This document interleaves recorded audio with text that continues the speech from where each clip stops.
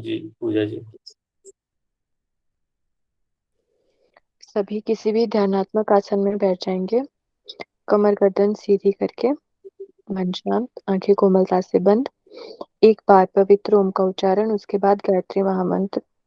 गहरा लंबा श्वास लेंगे और प्रश्वास के साथ ओम उच्चारण। ओ।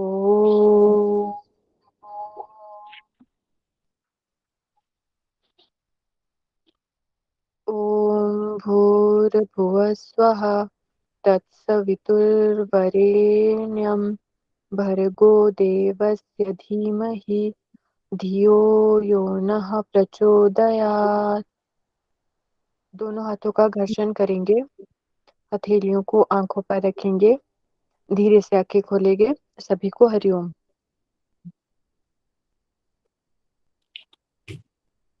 थैंक यू साक्षी जी, हरिओम सभी को। तो आज जो है हम लोग आयुर्वेद का रिवीजन सेशन देख रहे हैं। तो मैं आपके सामने, अच्छा ये बताओ, आई थिंक सभी ने मेरा आयुर्वेद का सेशन लिया है ना? ऐसा कोई है जो नहीं लिया था?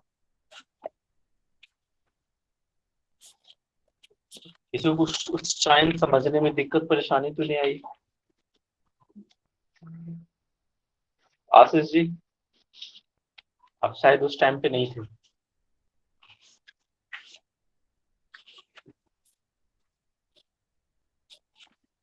आशीष जी, मेरी आवाज जा रही है?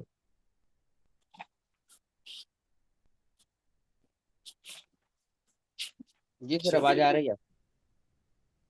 नहीं आशीष जी को शायद नहीं आ रही है, मैंने उनसे पूछ रहा हूँ ना।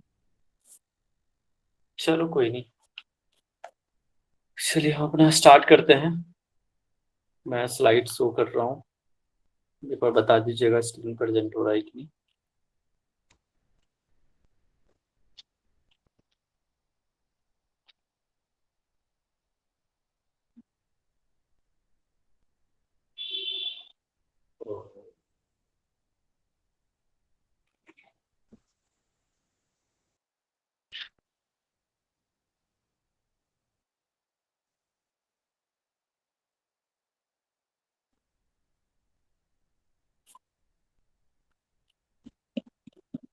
स्क्रीन प्रेजेंट हो रहा है सभी को?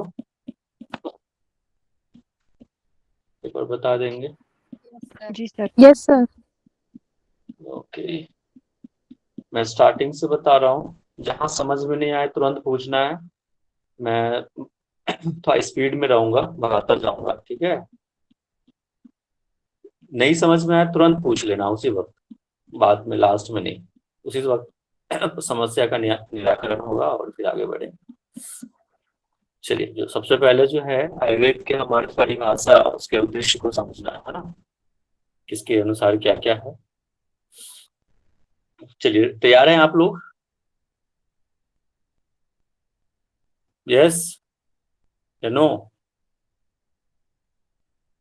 Yes sir. Yes sir. Okay, जी सर। ऐसे एनर्जी बनी रहनी चाहिए। चलिए स्टार्ट करते हैं।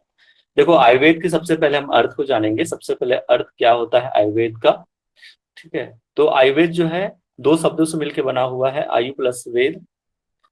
आयु का अर्थ होता है जीवन, और वेद का मतलब विज्ञान, मतलब जीवन का जो विज्ञान है, उसका शाब्दिक अर्थ होता है जो जीवन का विज्ञान है, उसको आयुर्वेद कहते हैं। यहाँ पे सबसे ज्यादा आयुर्वेद में जो है तीन प्रमुख जो आचार्य रहे हैं, बहुत ही फेमस रहे हैं। सबसे पहले आचार्य चरक, जिन्होंने चरक संहिता का निर्माण किया। उनकी बुक जो है चरक संहिता पे है, और वो जो बुक है वो औषधि प्रधान है। आचार्य चरक जो है ना, औषधि प्रधान जो आचार्य रहे हैं, औषधियों पे उन्होंने रिसर्च करा हुआ है उन्होंने, ठीक है? आचार्य सुश्रुत जो है, इनको शल्य चिकित्सा के जनक कहे जाते हैं। इन्होंने सुश्रुत संहिता का बुक लिखी है, सुश्रुत संहिता लिखी है इन्होंने। इसको सर्जरी फादर भी कहते हैं, आचार्य वाघभट्ट जो लास्ट में हुए हैं। ये बहुत ही ज्यादा फेमस हुआ क्योंकि आचार्य वाघभट्ट जो है बहुत इजी लैंग्वेज में लोगों को आयुर्वेद के बारे में समझाने का प्रयास किया है। आपने राजीव दीक्षित का नाम सुना होगा, उनके कई सारे व्याख्यान में आचार्य वाघभट्ट का नाम सुना होगा। ठीक है, तो बहुत इसी लैंग्वेज में उन्होंने बताया हुआ है। और ये भी औषधि प्रधान ग्रंथ है। अष्टांग संग्रह लिखा है उन्होंने, अष्टांग हृदयम। कई बार क्वेश्चन पूछे जाते हैं, बहुत बार पूछा हुआ है, आचार्य बागभट्ट के जो लिखे हुए ग्रंथ कौन से हैं। तो याद रखना है आपको, अष्टांग संग्रह और अष्टांग हृदय। इसके बाद रोग और स्वास्थ्य के बारे, ये क्या हो गया, आचार्य, एक मैं ना मार्कर ले लेता हूँ, होल्ड कीजिएगा।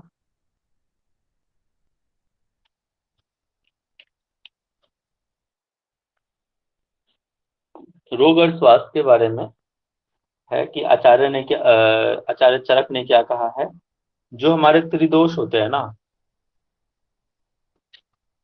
कौन कौन से हैं, वात पित्त कफ जो होते हैं वो त्रिदोष, अगर वो समावस्था में है तो आप स्वस्थ हैं। अगर दोनों विषम अवस्था में आ जाए, कोई भी विषम, वात पित्त कफ कोई भी, तो वो फिर हम व्याधि से ग्रस्त हो सकते हैं। ठीक है, तो वही कहा है इन्होंने, आचार्य चरक ने, संक्षेप में, कि रोग और आरोग्य का जो लक्षण जो होता है वो क्या है। तो वात पित्त कफ जो भी ये तीन दोष हैं, ये समान अवस्था में रहेगा तो उसको आरोग्य कहते हैं, और इसकी विषमता ही रोग कहते हैं। आयुर्वेद के जो देवता रहे वो धन्वंतरी रहे हैं। और इसका जो उद्देश्य है वो हम आगे देखेंगे, लेकिन अभी मैं आपको बता देता हूँ आयुर्वेद का जो उद्देश्य है क्या है। कोई एक व्यक्ति बताइए, पूजा जी बताइए, आयुर्वेद का उद्देश्य क्या है। मैं बीच में किसी से भी पूछ सकता हूँ। स्वस्थस्य स्वस्थ रक्षणम, आतुरस्य विकार शमनम। तो हिंदी में भी समझा दीजिए सबको। जो स्वस्थ व्यक्ति है उनका स्वास्थ्य का रक्षण करना, और जो विकारग्रस्त है उनका विकार का शमन करना। ठीक है, तो ये आयुर्वेद के उद्देश्य हैं। इसके बाद WHO के अनुसार, मतलब स्वस्थ व्यक्ति की किसको कह सकते हैं, तो फिजिकली, ये जो डेफिनेशन था 1994 में लागू हुआ। उससे पहले जो था वो सिर्फ फिजिकल, मेंटल, सोशल और इंटेलिजेंस था। बाद में जाके स्पिरिचुअल इसको ऐड किया गया है कि जो स्वस्थ व्यक्ति वही है जो फिजिकली, मेंटली, सोशली, इंटेलिजेंस और स्पिरिचुअली जो है वेल बीइंग को उन्होंने, वर्ल्ड हेल्थ ऑर्गेनाइजेशन ने स्वस्थ व्यक्ति का दर्जा दिया है। आचार्य सुश्रुत ने क्या कहा है स्वस्थ व्यक्ति को, कि सम दोष समाग्निश्च समधातु मलक्रिया प्रसन्नात्मेन्द्रिय मना स्वस्थ इति भी दिए थे। 15वें अध्याय का 41वां सूत्र है कि जिसके दोष समान हो, अग्नि समान हो। बताओ कितने प्रकार के अग्नि है?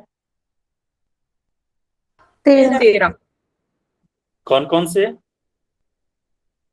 7 धातु अग्नि, 5 भूत अग्नि और 1 जठर अग्नि। बहुत बढ़िया। ये जो सारे अग्नियां है ना 13, वो समान होनी चाहिए। इसका सम धातु, कितने धातु हैं बताइए? 7 कौन कौन से हैं? धातु रस, रक्त, मांस, मेद, अस्थि, मज्जा, शुक्र। हाँ, तो ये जो सप्त धातु हैं वो भी समान होना चाहिए। मल क्रिया, मुख्य कौन कौन से मल हैं? त्रिमल सर, कौन कौन सा है? पुरुष, श्वेत और मूत्र। स्वेद, हाँ, स्वेद, मूत्र और पुरुष। पुरीज। उसके अलावा भी कई सारे हैं जो वैक्स होते हैं, जो भी वेस्ट होता है, नाखून, ये सारे चीज हमारे उसमें आता है।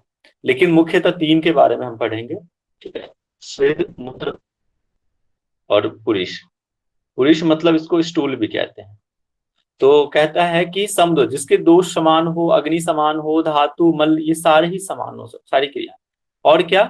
प्रसन्नात्म इंद्रिय मना, मतलब जिसकी आत्मा है ना, इसको जब अन्वय करेंगे तो आत्मा निकल के आता है, इंद्रिय और मन ये तीनों ही प्रसन्न हो, स्वस्थ स्थिति, उसको स्वस्थ व्यक्ति समझना चाहिए। ठीक है, नाउ नेक्स्ट है अष्टांग आयुर्वेद। अष्टांग, जैसे कि अष्टांग योग होता है ना, यम, नियम, आसन, प्राणायाम, प्रत्याहार, वैसे ही यहाँ पे इसमें बताया गया अष्टांग आयुर्वेद की चर्चा करी गई है। तो 8 अंग बताया, कौन कौन सा? तो पहला है काय चिकित्सा, दूसरा है बाल रोग चिकित्सा, तीसरा है भूत विद्या, चौथा है शल्य चिकित्सा, 5वां है शालक्य तंत्र, अगध तंत्र, रसायन तंत्र और वाजीकरण तंत्र। अब एक एक करके समझते हैं कि कौन कौन क्या है, कैसे। तो काय चिकित्सा जो होता है वो हमारा अग्नि चिकित्सा से, जैसे कि किसी की पाचन अग्नि मंद हो जाए उससे उत्पन्न कोई भी रोग होता है उसकी चिकित्सा जो हम करते हैं वो काय चिकित्सा कहलाता है। बाल रोग चिकित्सा, देखो शिशु से संबंधित या तो गर्भ के समय या फिर आप गर्भावस्था के बाद, है ना, पोस्ट नटल, शिशु से संबंधित कोई भी रोग या इस तरह की समस्याएं आती हैं वो बाल रोग चिकित्सा के अंतर्गत आता है। उसका भूत विद्या जो भी मानसिक है, साइकेट्रिक जो प्रॉब्लम्स हैं वो भूत विद्या के अंदर आता है। शल्य चिकित्सा या फिर शल्य तंत्र जिसको सर्जरी कहते हैं। बताओ फादर ऑफ सर्जरी कौन है? सुश्रुत। बहुत बढ़िया। तो फादर ऑफ सर्जरी आचार्य सुश्रुत कहते हैं। जो सर्जरी से रिलेटेड चिकित्सा करी जाती है ना, आपने छाड़ सूत्र है वो सब सारे सर्जरी के अंदर आता है, ठीक है। तो ये हो गया। सालक के तंत्र होता है, इसको सलाका भी कहते हैं। इसमें प्रॉप्स या ड्रॉप्स ईएनटी से related, ear nose and throat की जो भी बीमारी है वो हमारे सालक के तंत्र में आता है। उसमें हम प्रॉप्स का भी यूज करते हैं, ड्रॉप्स यूज करते हैं कानों के लिए, कुछ कुछ चीजें, है ना। इसके बाद अगध तंत्र आता है, उसको विष चिकित्सा भी कहते हैं। इसमें जैसे कि कोई बिच्छू काट लिया या फिर सांप काट लिया, कोई भी विष से रिलेटेड इस तरह की चिकित्सा करी जाती है, उसको विष चिकित्सा कहते हैं, ठीक है। और यहाँ पे 3 कैटेगरीज में बांटा गया है विष को। आपको पता होना चाहिए कि पेड़ पौधों में भी विष है। आप उत्तराखंड के चले जाएंगे, वहां पे एक पौधा होता है उसको बिच्छू कहते हैं। मैंने लेक्चर में भी इस बात की जिक्र करी थी कि उसके ऐसे अगर आपके बॉडी में भी टच हो जाता है तो लगता है कि बिच्छू काट लिया हो। इसके बाद जांगम विष जो जीव जंतु के काटने से होता है वो विष होता है वो। और संयोजन जो औषधियों में होता है उससे रिलेटेड ये जो चिकित्सा करी जाती है उसको हम विष चिकित्सा कहते हैं, अगर तंत्र जिसको कहते हैं। रसायन तंत्र 7 धातुओं की चिकित्सा, जो हमारे सप्त धातु है, रस रक्त मांस मेद अस्थि मज्जा शुक्र, ये 7 धातु हैं, उसकी चिकित्सा जो करी जाती है उसको हम रसायन तंत्र के अंतर्गत करते हैं। वाजीकरण शुक्र संबंधी समस्या, है ना, बिंदु समस्या जो भी हमारे स्पर्म से रिलेटेड है, उससे अगर किसी के स्पर्म में कोई भी तरह की समस्या है या फिर वो नहीं आते स्पर्म से रिलेटेड, तो इसकी चिकित्सा करी जाती है। या गुणवत्ता वाले स्पर्म्स को करने के लिए वाजीकरण तंत्र करते हैं, और इसकी चिकित्सा जो होती है वो वाजीकरण तंत्र कहलाया जाता है, शुक्र संबंधी चिकित्सा। इसके बाद आयुर्वेद को, ये बहुत इंपॉर्टेंट है, ये कई बार पूछा भी गया है कि आयुर्वेद को अथर्ववेद का उपवेद माना जाता है ना, तो इसको आपको हमेशा ध्यान रखना है। आयुर्वेद को अथर्ववेद, क्योंकि अथर्ववेद में कितने प्रकार के वेद हैं, कितने वेद हैं बताइए? 4। कौन कौन सा है? ऋग्वेद, यजुर्वेद, सामवेद, सबसे पहला वेद कौन सा है? ऋग्वेद। ठीक है। और सबसे लास्ट में जो है ना वो अथर्ववेद है। अथर्ववेद में बहुत सारे आयुर्वेद के बारे में जानकारी मिलता है, इसीलिए इसको हम जो है उपवेद कहते हैं। इसका पंच महाभूत और आयुर्वेद के बीच का संबंध को जानेंगे कि जो पंच महाभूत है, बताइए पंच महाभूत कौन कौन सा है? आकाश, पृथ्वी, जल, अग्नि, वायु, आकाश। देखो बोलते रहोगे ना तो आकाश, चीजें आपको वायु। रिवाइज होती रहेगी, सीरीज में याद रखना है, हमेशा याद रखिए। और पंच महाभूत और आयुर्वेद का जो संबंध है कि आकाश महाभूत की जो प्रधानता होती है इसमें आकाशीय द्रव्य, यहाँ द्रव्य ना आप औषधि ये गुण से समझेंगे, ठीक है, जो हम ग्रहण करते हैं द्रव्य। वायु जो हमारे महाभूत हैं उसमें किसकी प्रधानता होती है? वायवीय द्रव्य की होती है। अग्नि में तेजस, तेजस मतलब अग्नि होता है। जल में आप्य या जलीय द्रव्य, आप्य का मतलब जल होता है। पृथ्वी में पार्थिव द्रव्य, ठीक है। यहाँ द्रव्य औषधियों से है जिसको हम ग्रहण करते हैं। और पंच महाभूत के गुण आपको याद रखना है। बताइए सभी पंच महाभूत में एक एक गुण को बताइए, जो मैंने एक बार बताया था कि वो गुण तो आपको पता होने ही चाहिए। बताइए। आकाश का शब्द, वायु का स्पर्श, अग्नि का रूप, जल का रस और पृथ्वी का गंध। ठीक है, तो आपको ये गुण याद रखना ही है। कौन कौन से? पहले तो शब्द आकाश का होता है, स्पर्श वायु, रूप अग्नि, रस जल और गंध। ये तो बहुत इंपॉर्टेंट है। इसके अलावा भी कई सारे जो है सिमिलैरिटीज है। देखो सेम कलर मैंने इंडिकेट किया हुआ है कि आकाश का सूक्ष्म है तो वायु का भी सूक्ष्म है, अग्नि का भी सूक्ष्म है, ये तीनों में जगह कॉमन है। थोड़ा सा कॉमन सेंस लगाओगे तो सारे ही आपको मैक्सिमम आपके गुण जो है याद हो जाएंगे। आकाश हल्का होता है, वायु भी हल्का है, अग्नि भी हल्का है, तीनों में एक चीजें कॉमन है, तो ये ऐसे ही याद हो जाएगा। ठीक है। और बाकी देखो जल जो होता है शीतल होता है, गुरु मतलब होता है भारी होता है, गुरु मतलब यहाँ भारी से, तरल होता है, स्निग्ध होता है, सांद्र है, तो जल का तो ऐसे ही याद हो जाएगा। पृथ्वी भारी होता है, सख्त होता है, स्थूल, चिपचिपा से रहित, ठोस, सिंपल। सिर्फ याद क्या, अग्नि का देखो, अग्नि क्या होता है, गर्म रहता है, तीक्ष्ण रहता है, रुक्ष चिपचिपा से रहित होता है, ये भी सिंपल याद हो गया। वायु शीतल, रुक्ष, खुरदुरा, सूक्ष्म, समतल, आकाश, आकाश से क्या होता है, समतल होता है, मुलायम होता है। तो आसान है, ऐसा कुछ हार्ड नहीं है इसको याद करना, सिंपल है। के बाद शरीर में विद्यमान क्या होता है, देखो तीन दोष होते हैं, जो हमारा जो शरीर बना हुआ है ना, जो तो उसमें तीन दोष होते हैं। कौन कौन से, वात, पित्त और कफ, सप्त धातु, रस, रक्त, मांस, मृत, अस्थि, मज्जा, शुक्र। इसके बाद मल, जो भी हमारे मल है शरीर में, स्वेद, पुरीश, मूत्र, और इसके अलावा और भी वैक्स, जो भी गंदगियां हमारे शरीर से निकलती हैं, वो सारे में ही पंच महाभूत विद्यमान होते हैं, और इसके मिश्रण से ही इस शरीर का निर्माण होता है, ये सारे। ठीक है। और भी है कई सारे चीज, जैसे मन, आत्मा, इंद्रिया, ये सब चीज तो है ही। 25 तत्व से मिलकर हमारा शरीर का निर्माण हुआ है। ठीक है। इसके बाद आता है त्रिदोष सिद्धांत को जानेंगे, बहुत इंपॉर्टेंट है। यहाँ पे त्रिदोष सिद्धांत में यहाँ पे आधार स्तंभ बताया गया है। त्रिदोष को आधार स्तंभ है, लेकिन उप स्तंभ किसको कहते हैं बताओ? आहार निद्रा ब्रह्मचर्य। ये उप स्तंभ कहलाते हैं, और ये जो त्रिदोष है ना, ये स्तंभ। ठीक है। तो यहाँ दोष का मतलब क्या है, देखो दोष इसलिए भी कहते हैं कि जब ये दूषित करता है, ठीक है, अगर सीमा से बढ़ जाए या घट जाए तो शरीर को दूषित कर देगा, अगर बैलेंस रहेगा तो दूषित नहीं करेगा। ठीक है। और ये सारे ही धातुओं का पोषण करता है। इसके बाद मानव शरीर का निर्माण किससे हुआ है, तो मानव शरीर का निर्माण दोष, धातु, मल, इन तीनों ही तत्वों के मेल से होता है। ये सब तो आसान है। अब आगे बढ़ते हैं, अब एक एक करके समझेंगे कि स्थान को जानेंगे। त्रिदोष सिद्धांत में सबसे पहले आप वात, पित्त, कफ कि तीनों का स्थान कहाँ है।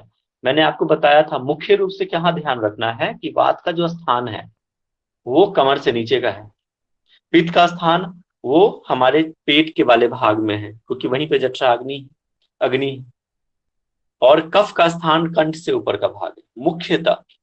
वैसे तो वात पूरे शरीर में है, पित्त भी पूरे शरीर में है, और कफ भी पूरे शरीर में है, लेकिन अगर ज्यादा कहा जाए है ना वात का स्थान, तो वो नाभि के नीचे का स्थान होता है।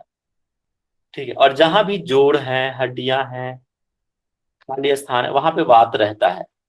हड्डियों में कोई भी चलायमान चीजें, ठीक है, वो वात के वजह से होता है।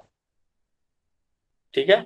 आप पलके भी झपकाते हैं, वो वात की वजह से भी। जब हम वात के प्रकार देखेंगे ना तो उसमें समझ में आ जाएगा। कोई भी हम काम करते हैं, मूव करते हैं, वो वात की वजह से ही मूव होता है। पित्त खासकर डाइजेशन का जो काम होता है, पसीना आना, है ना, ये सारे चीज जो है पित्त से रिलेटेड है। मूत्र का स्थान देखते हैं ना, मूत्र में जलन सी होती है कई बार, वो पित्त की वजह से होता है, तो पित्त के बढ़ जाने की वजह से होता है।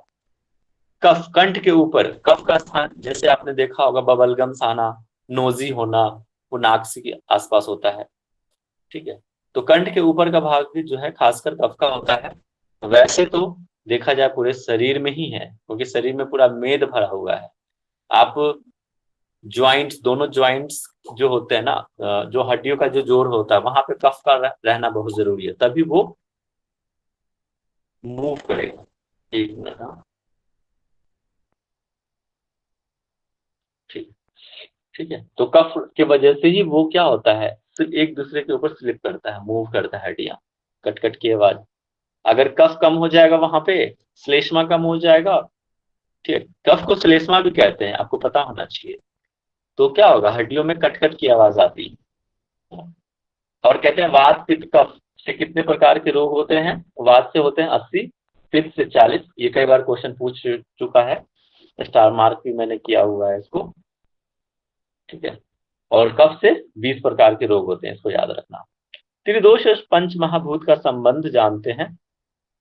वात जो है बना हुआ है आकाश और वायु पंच महाभूत से, पित्त अग्नि और जल से, कफ और जल और पृथ्वी से। मैंने इसका एक डायग्राम भी आपको बताया था आपको उस वक्त, याद है? ये समझ में आ गया? यहां तक समझ में आया आपको? तो फिर मैं एक एक करके वात के बारे में बताना शुरू करूंगा। यहां तक क्लियर है? Yes sir. ओके। और वात का परिचय जानते हैं। देखो, वात के बारे में हम जानेंगे तो इसके बारे में क्या क्या चीज जानना है। तो पहले इसके परिचय जानेंगे कि वात का परिचय क्या है, उसके प्रकार को जानेंगे, उसके गुण को समझेंगे, उसका स्थान कहाँ है, वात के प्रकोपित होने के कारण क्या है, इसके बाद उसके लक्षण क्या है, वात अगर प्रकोपित तो उसके लक्षण क्या है, और उसके उपचार, अगर प्रकोपित हो चुका है तो उसका इलाज क्या है। ये तीनों पे ही लागू होगा, वात पे, पित्त पे और कफ पे। ओके, तो इसके परिचय सबसे पहले जानते हैं कि परिचय क्या है। तो वा गति गंध नयो, है ना, ये धातु से बना हुआ है, मतलब जो गति करे, कोई भी चीजें उत्साह उत्पन्न करे, movement, any movement in your body, ठीक है, वो वात की वजह से होता है। और कहते हैं कि वात के बिना दूसरे दोनों दोष ही पंगु है। क्यों? क्योंकि देखो, वात में ना एक बहुत बड़ा गुण है, याद है किसी को? मैंने बताया था कि वात का क्या गुण है? सर्ववाहक। हाँ, रोगवाहिता का गुण है, ठीक है, योगवाहिता की मतलब अगर वात जो है पित्त के साथ मिल जाए तो पित्त का जो गुण है वो वात में आ जाएगा। अगर वात जो है कफ के साथ मिल जाए तो जो कफ का गुण है वो वात के साथ, मतलब एडॉप्ट कर लेता है चीजों को। और क्यों इसको कहते हैं कि वात जो है कि बिना दोनों दोष ही पंगु है? क्यों? क्योंकि अगर वात नहीं रहेगा तो दोष जो है अपने स्थान से कहीं और मूव नहीं करेगा, वो वहीं का वहीं स्थिर रह जाएगा। तो अगर चलायमान होता है बॉडी में कोई भी चीजें, कोई भी दोष, तो वात की वजह से ही होता है। इसीलिए कहते हैं कि वात के बिना दोनों दोष ही पंगु। तो सबसे ज्यादा मुख्य जो होता है वो वात ही होता है, लेकिन सबसे ज्यादा जो बीमारी होती है ना वो वात में ही ज्यादा आता है। सबसे अगर देखा जाए स्वस्थ व्यक्ति कहा जाता है तो वो कफ प्रकृति को कहा जाता है स्वस्थ, लेकिन वो बड़ा कफ का प्रकोपित हो जाना भी ठीक नहीं है। अगर कफ प्रकोपित हो चुका है तो आलस्य, प्रमाद, बहुत सारे रोग भी आते हैं, ओबेसिटी, कई सारे प्रॉब्लम्स आते हैं। नर्वस सिस्टम के सभी क्रिया को नियंत्रण भी है वात से ही होता है। इसमें अभी जैसे बताया ना कि सबसे अच्छा गुण योग वाहिता का होता है, क्योंकि योग वाहिता का मतलब क्या है? अन्य दोषों का जो संयोग से उनके गुणों को धारण कर लेता है। जैसे कि जैसे वात पित्त दोष के साथ मिलता है तो क्या होता है उसमें? पित्त का क्या है क्वालिटी, क्या है उसमें? उष्णता आना, दाह उत्पन्न होना, वो आपको वात में आ जाएगा अगर वात पित्त के साथ मिल जाता है। अगर वात कफ के साथ आ जाए तो क्या होता है? कफ की क्या है खासियत? स्निग्धता, गीलापन, शीतलता, वो आपको कफ में वात में आ जाएगा। इसीलिए इसको कहते हैं योग वाहिता का गुण। क्लियर? ये क्वेश्चन कई बार क्वेश्चन पूछा हुआ है योग वाहिता वाला। वात के प्रकार मैंने आपको एक सीरीज में याद करने के लिए कहा था कि उपसा करके याद रखना। देखो यहाँ पे मैंने मेंशन भी कर दिया है, अगर आपको सीरीज में याद रखना है तो ऊ से ऊपर होता है, स्थान से आप समझ जाओगे, ऊ से ऊपर उदान, प से प्राण, उसके नीचे चेस्ट, स से समान पेट में, पेट का स्थान, और अपान कमर से नीचे का स्थान, अपान हो गया। और जो बच गया वो पूरे शरीर में है। क्या बच गया? व्यान। ठीक है, तो इसके प्रकार आप याद रखेंगे, ठीक है, प्राण, समान, अपान, उदान और व्यान। ये हमारे, अगर स्थान से याद रखोगे उपसा याद रखना, ऊपर से नीचे डिसेंडिंग ऑर्डर में। ठीक है, अब वात के गुण आपको याद रखना है, ये भी क्वेश्चंस के बाद पूछ चुका है, मगर आप थोड़ा कॉमन सेंस लगाओगे तो अपने आप ही याद हो जाएगा कि वात जो होता है रुक्ष होता है, शीत है, लघु है, सूक्ष्म है। विशद, विशद का मतलब होता है अचिपचिपाहट। ये जो विशद का मतलब होता है चिपचिपा से रहित, खर, खुरदुरापन, ये सारे स्वाभाविक गुण कहे जाते हैं वात के। अगर ये वात समावस्था में है तो आप जो है स्वस्थ हैं, उत्साह से भरे हुए हैं, अच्छे से श्वास ले सकते हैं, सारे ही काम अच्छे से हो सकता है। लेकिन वही अगर प्रकोपित हो जाए तो कई सारे प्रॉब्लम्स, खासकर अर्थराइटिस वाले प्रॉब्लम, नी पेन और भी कई सारे प्रॉब्लम्स आ जाते हैं उसके वजह से, वात प्रकोपित होने की वजह से। ठीक है, जैसे देखो वात प्रकोपित हो गया तो क्या क्या, जैसे रुक्षता की वजह से, जैसे गुण हमने देखा था अभी, उसकी वजह से क्या होता है, दुबलापन, बौनापन, सूक्ष्मता, नींद की कमी, ये किसकी वजह से होता है, रुक्षता की वजह से। शीतलता की वजह से शरीर में कंपन, जकड़न की अधिकता, शीतल पदार्थों का सहन न कर पाना, जैसे कोल्ड ड्रिंक्स आप ये सब पीते हो ना, ठंडे ठंडे चीजें, उसका सहन नहीं कर पाना, शीत रोगों का जल्दी प्रभावित हो जाना, इस शीतलता की वजह से, उसके प्रकोपित होने की वजह से। ये गुण है वात के। लघुता, बॉडी में हल्कापन आ जाना, वो लघुता की वजह से। सूक्ष्म, जो हर जगह है। चंचलता, संधियों में जो गति होती है उसकी चंचलता की वजह से होती है। मानसिक अस्थिरता, ठीक है वो। विशद, अचिपचिपाहट, फैलने व मोड़ने पर संधियों। अब देखो ये क्या है, अभी जैसे बताया ना कि जो संधियों में कटकट या फटफट की आवाज जो आती है वो किसकी वजह से, विशद की वजह से। विशद बढ़ गया, प्रकोपित हो गया तो ये ज्वाइंट्स पेन होना शुरू हो जाएगा, आवाजें आएगी। खर, खुरदुरापन। वात का जो मूल स्थान है, इसको वेरी वेरी इंपॉर्टेंट, इसको आपको याद रखना है। जो मूल स्थान है वो ड्यूडेनम है, जिसको पकवासा कहते हैं। कहाँ पे होता है बताओ, पकवासा कहाँ होता है? Small intestines. Duodenum. Duodenum. Small intestine के 3 पार्ट है, उसमें का एक है। ये हाँ, ये जो छोटा सा पार्ट होता है पकवासा, ड्यूडेनम, सॉरी। तो स्मॉल इंटेस्टाइन और एब्डोमेन के बीच का स्थान, आई थिंक, हाँ वहीं पे होता है पकवास। इसके वात के प्रकोपित होने के कारण, इसके कारण की वजह से, देखो ये भी एक इंपॉर्टेंट क्वेश्चन है कि वात अगर प्रकोपित हो जाए तो क्या होता है, इसका कारण क्या है, पहले इसको समझो कि वात होता क्यों है। तो कोई भी जो नेचुरल मोशंस हैं अगर आप उसको दबाओगे, कोई भी नेचुरल मोशंस, चाहे मल मूत्र स्टूल, कोई भी वेग, फार्टिंग, कुछ भी, छींके आना है ना, जम्हाई को रोकना, कोई भी नेचुरल एक्टिविटीज को आप सप्रेस करेंगे तो आपका वात प्रकोपित होगा। अब दूसरा, अगर खाना डाइजेस्ट नहीं हुआ फिर भी दोबारा खा लेते हैं, पचा नहीं, खा लिया, तो उसकी वजह से वात होता है। रात को लेट सोते हैं उसकी वजह से, ज्यादा बोलते हैं उसकी वजह से, शारीरिक श्रम ज्यादा करते हैं, अपनी क्षमता से अगर ज्यादा काम करेंगे आप तो उससे भी होता है। अधिक मात्रा में खाना, अधिक ठंडा खाना, उपवास करना, अधिक चिंता करना, रूखा, तीक्ष्ण, कसैला आदि भोजन करना, इसके वजह से भी होता है। अधिक मैथुन करना, है ना। इसके बाद वर्षा ऋतु में भी, इन वर्षा ऋतु में भी जो होता है वात जो है प्रकोपित हो जाता है। ज्वाइंट्स में आपने देखा होगा, पुराने जो दर्द है वो भी निकल के आ जाते हैं रेनी सीजन में, उस टाइम पे होता है।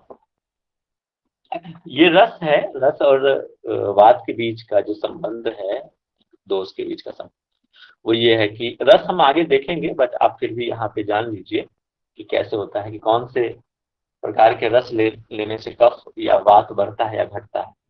तो देखो मैंने इसको याद भी करवाया था आपको, इसको 1 नंबर याद करना, 2, 3, 4, 5, 6। तो 1, 2, 3 MAL, शॉर्ट फॉर्म याद रखना, MAL और KTK।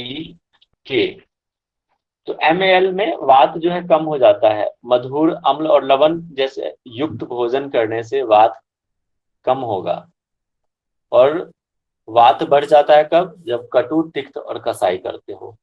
और वात और कफ एक दूसरे के रिवर्स है, ठीक है, ये याद रखना। और जब आप पित्त पढ़ेंगे तो वहां पे सीक्वेंस चेंज हो जाएगा, ठीक है, 2 3 4 हो जाएगा और 1 5 6 ये, ठीक है। चलो हम वो आगे देखेंगे। लक्षण, इसके बाद वात के जैसे बताया ना कि ज्वाइंट्स पेन शुरू हो जाएंगे, ये लक्षण। उपचार क्या करना है? देखो वात है तो सिंपल सी वायु से है, तो वायु से रिलेटेड ऐसे क्या एक्सरसाइज हो सकता है बताओ, जो हम इसका उपचार कर सकते हैं? प्राणायाम। प्राणायाम। प्राणायाम का अभ्यास करना है, ठीक है। तो सबसे पहले तो ये इम्पोर्टेंट है। इसके बाद जिसकी वजह से प्रकोपित हो रहा है, क्या कारण है, उसको जानना चाहिए और उस कारण को दूर करना। तो किस वजह से हो रहा है? अधिक भोजन करते हैं, अधिक बोलते हैं, अधिक मैथुन करते हैं, कई सारे रीजन, उसको आप दूर कीजिए, अपने आप बात का इलाज हो जाएगा। और क्या कर सकते हैं? तीखा मिर्च मसाला खाते हैं वो मत खाइए, और स्निग्ध भोजन करना है, जैसे घी, तेल, वसा, मज्जा वाले भोजन का सेवन करने से इसका इलाज हो सकता है।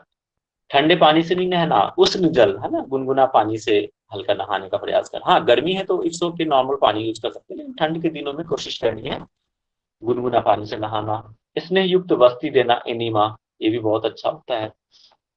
विरेचन देना, मैंने जैसा बताया ना कि विरेचन जो होता है ना वो तीनों के लिए ही बहुत अच्छा है, वात के लिए भी, पित्त के लिए भी और कफ के लिए भी, विरेचन। इसके बाद उपटन लगाइए, मालिश कीजिए ना, वातनाशक द्रव्य का सेवन कीजिए, इस सब चीज से।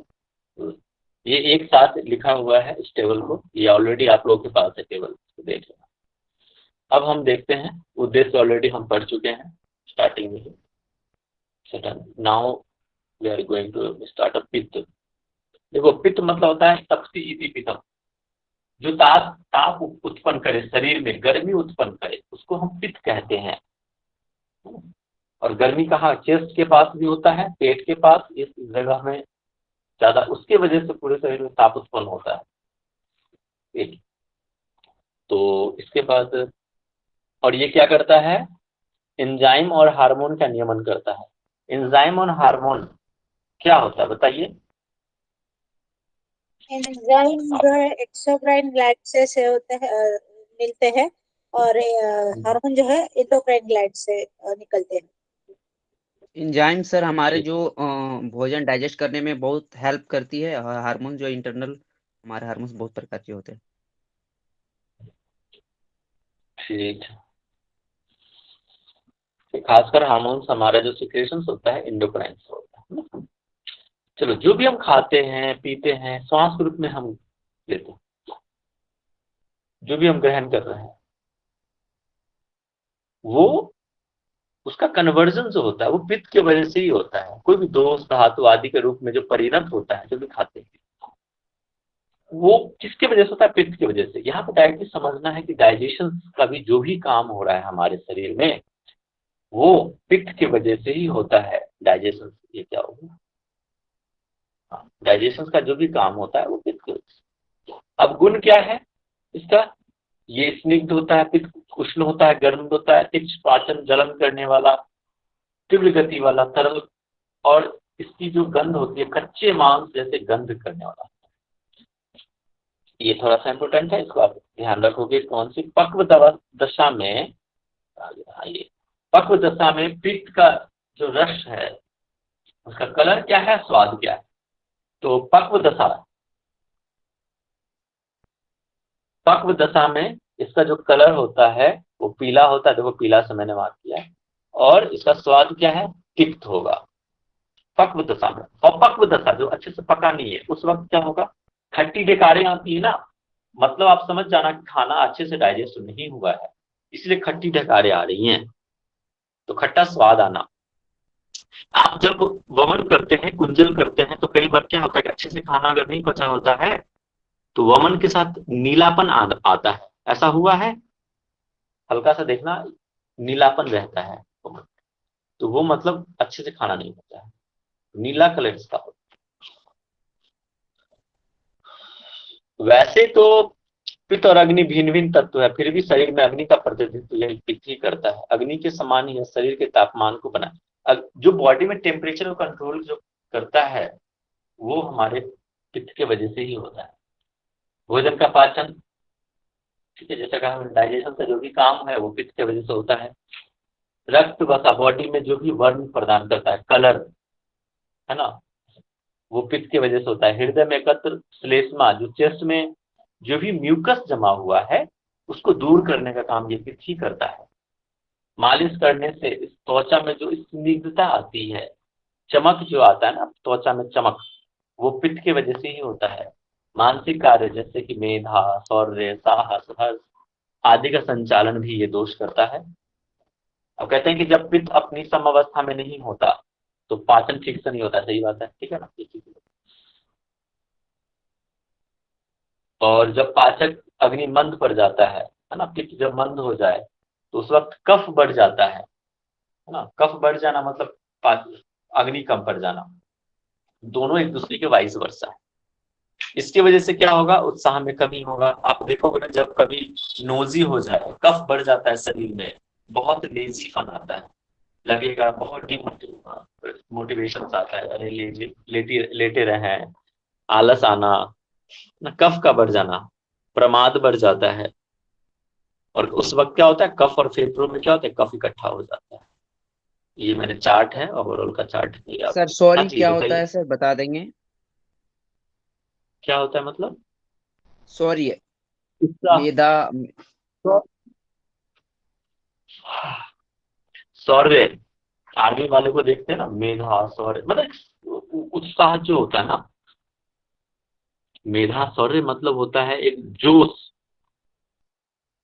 शौर्य मतलब साहस, एक होता है ना कि अब जैसे कि आर्मी वाले लोग देखना, या फिर जो सैनिक लोग होते हैं बहुत शौर्यवान रहते हैं, वीरता शूरवीर सर, वीरता। वीरता, हाँ वीरता, ठीक है। मेध से करेज। सर वो मेधावी, मेधावी छात्र है, मेधावी ऐसा बोलेंगे क्या सर? तेज, ऐसे मेधा मतलब तेज, कुशल, ठीक है, कुशल छात्र मेधा बोलते हैं ना, मेधावी मेधा छात्र हम हैं। बुद्धि को भी बोलते हैं ना सर, बुद्धि को भी बोलते हैं। बुद्धिमान। बुद्धिमान बोलते हैं ना, बहुत मेधावी छात्र है वो, मतलब बहुत बुद्धिमान छात्र है, तेज है, ठीक है। हर्ष मतलब खुशी।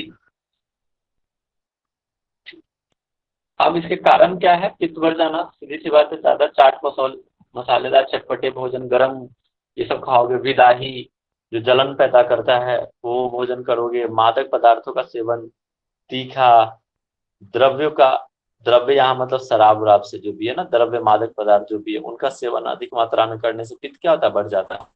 सूखी सब्जियां खाओगे, ड्राई जो वेजिटेबल्स होते हैं उसके वजह से भी, क्षार पदार्थों का प्रयोग से, है ना, धूप या अग्नि के अधिक सेवन करने से भी, अधिक मैथुन करने से भी, यहाँ पे भी देखो अधिक मैथुन से भी पित्त बढ़ता है। अनियमित रूप से भोजन करना, है ना, कभी भी कुछ भी खा लिया, आज हम 10 बजे खा रहे हैं, कल 12 बजे खाएं, कल शाम में खाएं, तो अनियमित रूप से भोजन करना, उससे वजह, क्रोध करना, भय, निराशा, इस सब की वजह से पित्त जो है प्रकोपित होता है। इसके लक्षण जब प्रकोपित हो जाएगा तो क्या क्या दिखेगा आपके शरीर में, सिम्टम्स क्या है, तो सिम्टम्स से थकान, जल्दी थक जाओगे आप, अधिक पसीना आएगा, बल और नींद में कमी, नींद भी कम आती है, वीकनेस लगेगा, शरीर में जलन पैदा होगा, तापमान की अधिक, बॉडी टेम्परेचर बढ़ जाएगा, त्वचा का रंग पहले के अपेक्षा अधिक गाढ़ा हो जाना, मतलब थोड़ा सा ना डार्कनेस आ जाना, सांवलापन आ जाना, अंगों से दुर्गंध आना, है ना, बॉडी जैसे पसीना आता है तो कैसे पसीना में दुर्गंध आ जाना। इसके बाद चिपचिपाहट, मुंह गला आदि का पकना, क्रोध, मूर्छा आदि, चक्कर, ये सब चीजें हैं ना। क्रोध वो देखना, ज्यादा पित्त बढ़ जाता है ना तो लोगों को क्रोध बहुत आता है, चक्कर भी बहुत आएंगे, मिर्गियां आएंगी, ये सारी चीजें होती हैं। नाखून पीला हो जाएगा, है ना, त्वचा, आंख, ये सब चीजें ना बहुत ड्राई भी हो जाता है, ये पित्त की वजह से हो जाता है। अब इसको शांत क्या करना है भाई, जिस वजह से हो रहा है उसको शांत कर दीजिए, ज्यादा तीखा मिर्च मसालेदार मत लीजिए। और सबसे अच्छा क्या होता है, विरेचन, विरेचन सबसे अच्छा विधि है कि आप विरेचन कीजिए, पित्त शांत हो जाएगा। इसके बाद स्निग्ध भोजन करना है, सौम्य भोजन, धृत कुमारी का रस पीना। इसको धृत कुमारी को हम क्या कहते हैं? एलोवेरा कहते हैं, एलोवेरा को धृत कुमारी कहते हैं। अंकुरित, आप जो है स्प्राउट्स लो, सलाद खाइए, दलिया खाइए, है ना, सैलेड का सेवन करना चाहिए। इसकी वजह से भी आप प्रकोपित पित्त को शांत कर सकते हैं। अब आता है कफ। कफ के बारे में जानते हैं। कहते हैं केन जलेन फलति निपते इति कफ, जो जल से उत्पन्न होता है पहले तो ये, और उसे ही कफ कहते हैं। इसका दूसरा नाम क्या है? श्लेष्मा है, और ये पूरे शरीर में भी विद्यमान है। मुख्यतः कहाँ है? मुख्यतः कहाँ है कफ? बताओ। कंठ से ऊपर। कंठ से ऊपर। संस्थिति श्लेष्मा, अर्थात जो संयोग करता है या श्लेषण करता है वह श्लेष्मा कहलाता है। कफ जो है पूरे शरीर का पोषण करता है। वेरी इंपॉर्टेंट, इसको ध्यान में रखना है। कफ जो पूरे शरीर का ही पोषण करने का काम करता है। शरीर में स्निग्धता आना, है ना, जो भी ज्वाइंट्स जो होते हैं उसका सही तरीके से काम करना, ज्वाइंट्स मूवमेंट का सही तरीके से काम करना, वो कफ की वजह से ही होता है। अब देखो, वृद्धि, काम शक्ति, बल, उत्साह, घावों का भरना, रोग प्रतिरोधक क्षमता, क्षमा, धैर्य, ज्ञान, विवेक, मानसिक स्थिरता आदि इसी कार्य कफ के अधीन होता है। अगर कफ जो है अच्छे ढंग से है, बैलेंस्ड है, तो आप में ये सारे ही गुण आएंगे। बल, सारे चीज, काम शक्ति, आप अपने क्षमता से अधिक काम कर पाओगे। रोग प्रतिरोधक क्षमता बढ़ जाएगी। लेकिन जब प्रकोपित होता है तो उस वक्त क्या होता है? तमोभाव उत्पन्न होता है। और नींद की का जो प्रमुख कारण होता है क्या? कफ में तमोभाव के उत्पन्न, तामसिक बढ़ जाना, तमस को इंक्रीज करता है ये ज्यादा, कफ अगर प्रकोपित हो जाता है तो। अगर वात की रुक्षता, पित्त की गर्मी बढ़ जाए तो यही कफ जो होता है, जब वात और पित्त जो दोनों ही अनबैलेंस होने लग जाता है तो कफ वहां पे उसको बैलेंस करने का काम करता है। बॉडी में रुक्षता आ जाना, गर्मी में बढ़ जाना, तो हम खाते हैं ना ठंडे ठंडे चीज को, कफ प्रकृति वाले चीज खाते हैं ना, ताकि वो बैलेंस हो जाए बात। अब इसके स्थान, इसके प्रकार, ये सारे चीज अब पहले देख लेते हैं। 5 प्रकार के होते हैं कफ। अच्छा, पित्त का मैंने देखा था ना, पित्त का बताओ कौन कौन से टाइप है पित्त का? श्लेष्मक, तर्पक, आलोचक, भ्राजक। पाचक, पाचक, रंजक, साधक, आलोचक और भ्राजक। ये याद रखना है, ठीक है। पाचक, रंजक, साधक, आलोचक और भाजक। मैं एक बार बता देता हूं, उसके स्थान ध्यान से सुन लीजिएगा, शायद पीछे दिखा नहीं मुझे। देखो, पाचक जो होता है ना, वो पेट के भाग में होता है, पकवासे वाले भाग में। पाचक, पेट समझना कैसे कि जो कहाँ से पाचन क्रिया होती है, पेट वाले भाग में, पकवासे के मध्य भाग में होता है ये हमारा पाचक। रंजक कहाँ होता है? लीवर में और स्प्लीन में, ठीक है। और साधक कहाँ है? हृदय में। आलोचक नेत्र में, और भ्राजक त्वचा में, पूरे शरीर में, त्वचा में होता है, ठीक है। इसको ध्यान रखना। और जैसे आपको ट्रिक बताया था, उसके स्थान से रिलेटेड है ना, उसके प्रकोपित होने से उस स्थान में प्रॉब्लम आएगा। जैसे पाचक है, स्थान क्या है उसका? पकवासे वाले भाग में है ना, पेट वाले भाग में है, तो डाइजेशन से रिलेटेड प्रॉब्लम आएगा। जैसे कि आलोचक नेत्र है में, तो आंखों से रिलेटेड दृष्टि विकार हो जाएगी। इसको ध्यान में रखना। अब आता है यहाँ पित्त में, सॉरी कफ में। कफ में क्या है? क्लेदक है। इसके प्रकार को बताइए, कौन कौन से प्रकार है? क्लेदक, अवलंबक, आगे बताओ, बोधक, तर्पक और लास्ट में श्लेषक, ठीक है। याद रखना है, क्लेदक का स्थान क्या है? अमाशय में। क्लेदक का स्थान क्या है? अमाशय। अवलंबक का उरु स्थल, ठीक है। इसके बाद बोधक का है कंठ या जिह्वामूल, नीचे कंठ या जिह्वामूल। और हाँ, तर्पक का सिर का स्थान, श्लेषक अस्थि या ज्वाइंट्स में। सेम वैसे ही जिसका जहां स्थान है उस जगह पे ज्यादातर दिक्कतें आएंगी, प्रॉब्लम आएगा, है ना। जैसे कि श्लेषक अस्थि अस्थि और संधियों में, ज्वाइंट्स में है, तो ऑब्वियसली है इसके प्रकोपित होने से क्या होगा, ज्वाइंट्स पेन होगा, अर्थराइटिस वाले पेन होगा, जोड़ों में दर्द होगा। कफ से 20 प्रकार के रोग होते हैं। कफ के जो गुण हैं बताए गए हैं। कफ क्या होता है, भारी होता है, शीत, मृदु, मुलायम, स्निग्ध, मधुर, स्थिर, पिच्छल, ये सारे कफ के। इसका रंग सफेद होता है, रस मधुर, ये गुण ऑलरेडी हम देख चुके हैं। और यहाँ पे वो देखना है, कफ और वात एक दूसरे के रिवर्स हैं, बताया था ना आपको, MAL से याद रखोगे, है ना, 1 2 3 4 5 6, कटु तिक्त कसाई। तो कफ क्या हो जाएगा, बढ़ जाएगा, किसमें, मधुर में, अम्ल में और लवण में। वही वात में क्या होता था, घट जाता था, रिवर्स था, यहाँ पे उल्टा है, इससे याद रखना। और कटु तिक्त कसाय में क्या होगा, कफ घट जाएगा, है ना, और वात क्या होता था, बढ़ जाता था। इस तरह से आपको रिलेट करके याद करोगे। इसके प्रकोप के कारण क्या है, तो ज्यादातर आप पेय पदार्थों का सेवन, स्निग्ध भारी भोजन, है ना, मक्खन, मलाई, दूध, ये सब ज्यादा खाना, मीठा खाना, मांस, मछली, ये सब सारी चीज जो है अधिक खाने की वजह से भी, कोल्ड ड्रिंक्स, दिन में सोने की वजह से भी क्या होता है, वात जो है बढ़ जाता है। आलस्य न करना, सोना, ये व्यायाम न करना, एक्सरसाइज, योगा नहीं करना, इसकी वजह से भी वात, पित्त, कफ क्या है, प्रकोपित होता है। समय के अनुसार देखो, वसंत ऋतु में प्रातःकाल मॉर्निंग में और रात्रि के पहले पहर में, इस वक्त जो है प्रकोपित ज्यादा होता है कफ। भोजन के बाद और बाल्यावस्था में कफ स्वाभाविक रूप से प्रबल हो जाता है। बाल्यावस्था मतलब बच्चे में ना, यहाँ पे कफ प्रवृत्ति ज्यादा होता है। यंग में क्या होता है, पित्त प्रकोपित ज्यादा होता है, प्रबल रहता है। और ये वृद्धावस्था में कौन सा रहता है बताओ,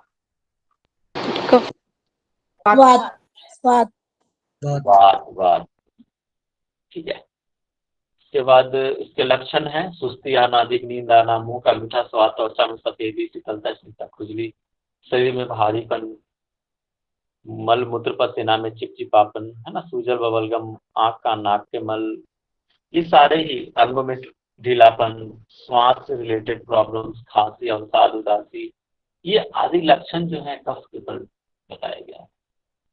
अब इसको शांत करना है, अभी प्रकोपित हो गया है तो उसको आप ठीक करोगे ना, तो आप जो है जिसकी वजह से प्रकोपित हुआ है उसको हटा दो, ठीक हो जाएगा। कटु तिक्त कसाई वाले रस का सेवन कीजिए, थोड़ा सा चिकनाहट वाले मीठा भोजन बंद कीजिए, और विरेचन और वमन कीजिए, हाँ, पुराने शहद का सेवन कीजिए, बताया है, धूप सेकिए।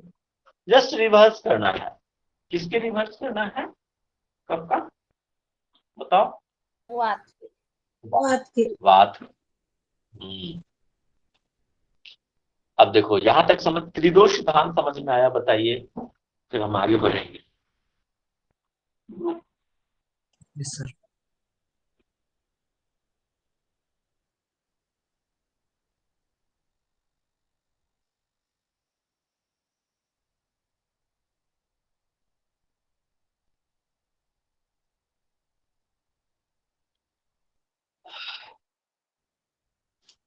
थक गए हैं तो 1 मिनट का ब्रेक ले लीजिए, थोड़ा सा टहल लीजिए, फिर बैठ जाइए, कोई इशू नहीं है। लगातार माइंड काम करना बंद कर देता है। तो पानी पी लीजिए आप लोग, फिर हम ये स्टार्ट करते हैं मासी चरण के अनुसार। पानी वानी पी लीजिए, बीच बीच में थोड़ा थोड़ा ब्रेक लेना है, ऐसा नहीं कि लगातार बैठे हैं। ठीक है, स्टार्ट करें। चलिए अब देखते हैं महर्षि चरक के अनुसार प्रकृतियां। तो टोटल 7 प्रकृति बताया गया है, ये भी बहुत इंपॉर्टेंट है, इसको ध्यान में रखना है, आपको एग्जाम में पूछ देता है। देखो ना, 2 चीजें कंफ्यूज करता है। एक तो महर्षि, ये जो प्रकृतियां हैं, मानव, एक होता है मानस प्रकृतियां, मानव प्रकृतियां और मानस प्रकृतियां दोनों अलग अलग चीजें हैं। ठीक है। जो मानस प्रकृतियां कितनी है बताओ?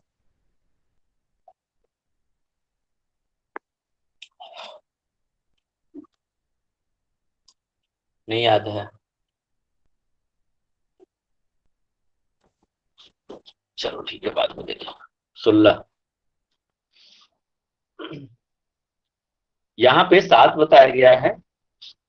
कौन कौन सा? वात, पित्त, कफ और द्विज। ये जो है एकल प्रकृति कहे जाते हैं। स्टार्टिंग में जो क्या है, सिंगल, एकल प्रकृति, है ना। और ये यहाँ से ना द्विज प्रकृति आता है। ये तीनों, वात पित्त हो सकता है इंसान के अंदर, पित्त या कफ हो सकता है, या फिर वात और कफ हो सकता है। ठीक है, ये द्विज प्रकृति भी होता है। इसको कहते हैं क्या?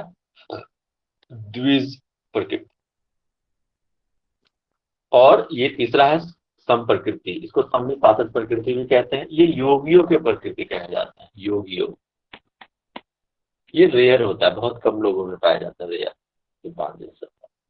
ये तो हो गया। और एक होता है कि देखो, इसको ना 2 भागों में बांटा है। देखो, 2 प्रकृति। एक तो होता है सहज मूल प्रकृति, जो जन्मजात रहता है। जैसे कोई इंसान जन्म लेता है ना, उस वक्त उसकी प्रकृति डिसाइड हो जाता है।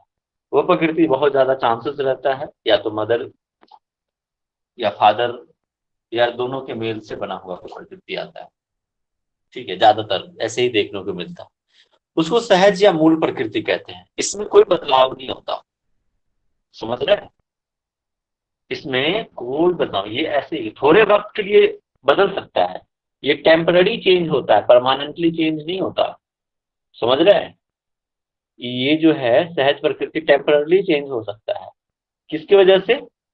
उसको कहते हैं परिस्थिति जन्य प्रकृति। आहार विहार, दिनचर्या, ऋतुचर्या, परिस्थिति, ये सब की वजह से क्या होता है, आपकी जो मूल प्रकृति है थोड़े से समय के लिए इफेक्टेड हो सकता है, बदल सकता है, लेकिन परमानेंट नहीं। तो 2 तरह के हो गया। एक तो होता है सहज प्रकृति और दूसरा क्या, परिस्थिति जन्य प्रकृति। परिस्थिति जन्य घटते बढ़ते रहती है। अब ये देखते हैं, आयुर्वेद में निर्दिष्ट 3 उपस्तंभ वेरी वेरी इंपोर्टेंट। कौन कौन सा है? आहार, निद्रा और ब्रह्मचर्य। ये 3 चीज जो है सब पिलर कहे जाते हैं। किसके? आयुर्वेद में 3 चीज शरीर के लिए जो है। अब जैसे कि ये जो शरीर है, ये इन्हीं तीनों में बनता है। अगर एक भी पिलर, इस तरह से समझ लो, एक भी पिलर डैमेज हो गया, टूट गया, तो ये दोनों ही गिर जाएगा। इसमें से कोई भी एक भी अगर अनबैलेंस हुआ तो दोनों पे इफेक्ट पड़ता है। ठीक है, ये याद रखना आप। आहार ठीक है, निद्रा सही नहीं है, ब्रह्मचर्य ठीक है, तो कोई मतलब नहीं, फिर भी आप स्वास्थ्य गड़बड़ होगा। आहार खराब है, निद्रा ब्रह्मचर्य अच्छे से पालन कर रहे हैं, तो फिर भी आपकी स्वास्थ्य गड़बड़ होगी। आहार और निद्रा ले रहे लेकिन ब्रह्मचर्य का पालन नहीं करें, फिर भी आपका शरीर प्रकोपित होगा, दूषित होगा, व्याधि उत्पन्न होंगे। जी ध्यान में रखना। तो आहार, निद्रा, ब्रह्मचर्य। ठीक, कहते हैं ना कि जैसा खाए अन्न वैसा होए मन। ठीक है, आहार ही क्या है? जीवन। अन्न वही प्राण। देखो, जैसा खाए अन्न वैसा होए मन, है ना। ये अपने मन को भी पोषित करता है हमारा, इसलिए अच्छे खाना खाना चाहिए। आपको मैंने लेक्चर में उसका कोई तो महर्षि अरविंद थे शायद, जो जेल में थे, और उनको ना रात में ऐसे सब वो आता था कि अपने माँ को कोई मार रहा है, ऐसा कुछ आता था। तो बड़ा परेशान होता था कि ऐसे सपने क्यों आ रहा है। तो पता चला उसने कि जो खाना बनाता है, जेल में बना रहा था, वो मर्डरर था, अपने माँ को मार के आया हुआ था। और वो उसी बारे में सोचते रहता था जब वो खाना बनाता था। इसलिए कहते हैं जब भी खाना खाओ बनाओ तो उस वक्त जो है भाव का होना बहुत जरूरी है, नहीं तो जो खाता है उस पर भी इफेक्ट पड़ता है। तो महर्षि जो चरक थे, उन्होंने पूछा कि स्वस्थ व्यक्ति कौन है? तो वाघभट, ये कौन सा वाघभट है क्लियर नहीं है, आचार्य वाघभट ही है या फिर ये कोई अलग वाघभट है, इसके मुझे पता नहीं है। बट हो सकता है कि उसके बाद ये आए हैं वाघभट, तो मे भी हो। उन्होंने कहा जो हितभुक है, मितभुक है और ऋतुभुक है, उसको हम स्वस्थ कह सकते हैं। हितभुक मतलब जो हितकारी भोजन करता हो, मितभुक, ऋतुभुक जो उचित प्रकृति के अनुसार, ये देखो ना यहाँ पे उल्टा है, मैंने क्लास में बताया था इसको। ऋतुभुक होता है जो प्रकृति के अनुसार, ऋतु के अनुसार हितकारी भोजन, अच्छे से भोजन करता है, ठीक है। और हितभुक होता है उचित प्रकार से कमाया हुआ, और मितभुक जो उचित मात्रा में ले रहा है ना, मिताहारी है, उसको कह, ये ऊपर नीचे हो गया। इसके बाद निद्रा। देखो शिशु को जो नींद होती है ना 18 से 20 घंटे की होती है, और वयस्क की जो नींद है 6 से 8 घंटे की होनी चाहिए। कोई बता सकता है कि शिशु की नींद इतनी ज्यादा क्यों होती है? बुद्धि की सर वो कब प्रवृत्ति होते हैं ज्यादा? नहीं यार, उनकी ग्रोथ होती है नींद की अवस्था में ही उनकी। हाँ, ग्रोथ की वजह से। आपको पता है? अच्छा बताओ, बच्चों में कितनी हड्डियां होती है? 300। और वयस्क में? 206। 208। बताओ बाकी हड्डियां कहाँ चली गई? सर बढ़ते बढ़ते सर वो जुटना शुरू हो जाती है सर, कुछ हड्डियां। जॉइंट हो जाता। फ्यूज हो जाते हैं हड्डियां जो है ना, और वो कम हो जाता है। जो बच्चे होते हैं ना वो बहुत सारे उसमें रहता है। अब जैसे स्पाइन का भी देख लेना, बच्चों का स्पाइन और यंग का आपको खुद ही पता चल जाएगा।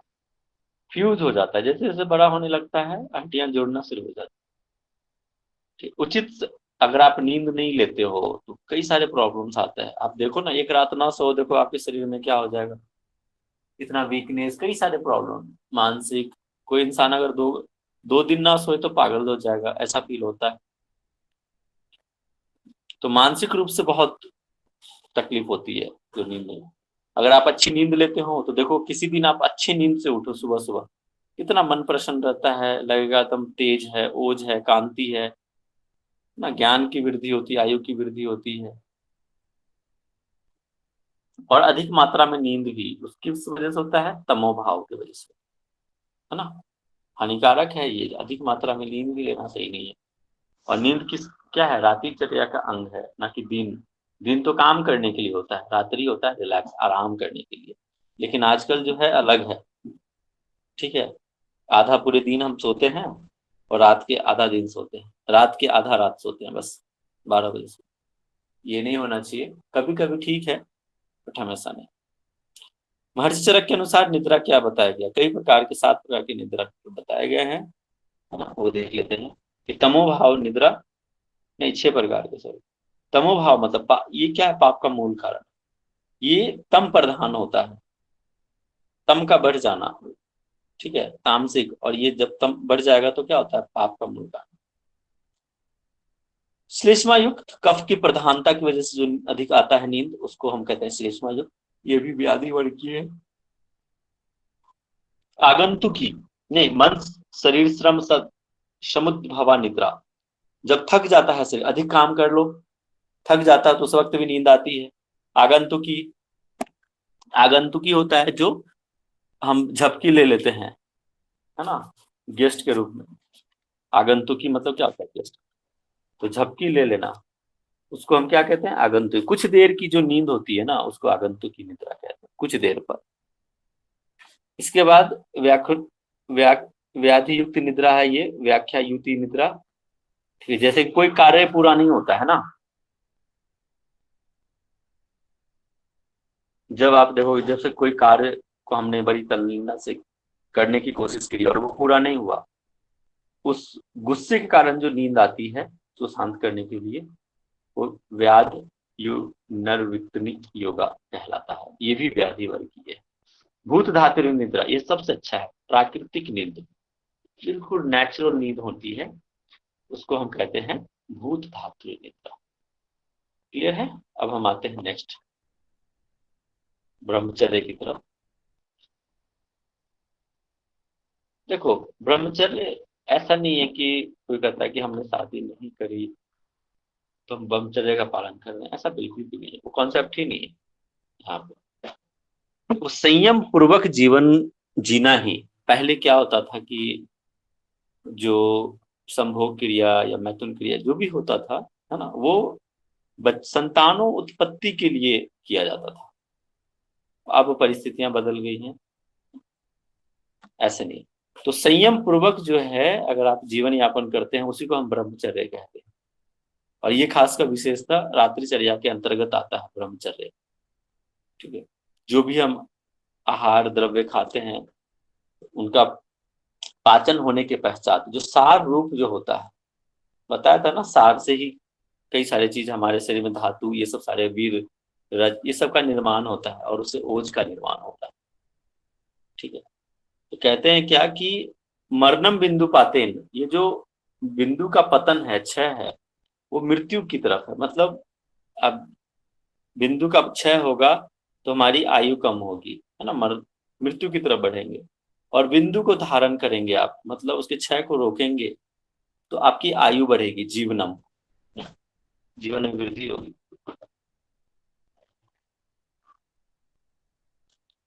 अब यहाँ पे आपको देखना है कि टोटल कितने प्रकार के मैथुन बताएं, ये क्वेश्चन पूछा हुआ है। टोटल 8 प्रकार के मैथुन के अंग बताए गए हैं। पहला क्या है, स्मरण, कीर्तन, केली, प्रेक्षण। केली एक बार पूछा हुआ था। ठीक है, मैथुन के प्रकार हैं ये। स्मरण कि विपरीत लिंग के प्रति विचार करना, स्मरण सोचना, बोल, वो कहलाता है मैथुन। कीर्तन किसी के बारे में चर्चा करना, आज वो बहुत सुंदर लड़की है या सुंदर लड़का है, किसी भी तरह का उसके बारे में बातें करना अपोजिट सेक्स के बीच, तो उसको कीर्तन। केली छिप कर करना, चोरी छिपे कोई भी गलत काम या इस तरह का काम करना। प्रेक्षण आमने सामने करना, अब हिम्मत बढ़ गई, अब भाई गलत काम कुछ भी करेंगे, या ये सारे चीज जो है प्रेक्षण के अंदर। इवन देखो गलत काम से इसको नहीं समझना है। अब आमने सामने करना कोई भी चीज है, आलिंगन करना या कुछ भी चीजें, तो वो प्रेक्षण के अंतर्गत आता है। गुभाषण, गुप्त रूप से बात करना किसी के बारे में, गुभाषण हो गया।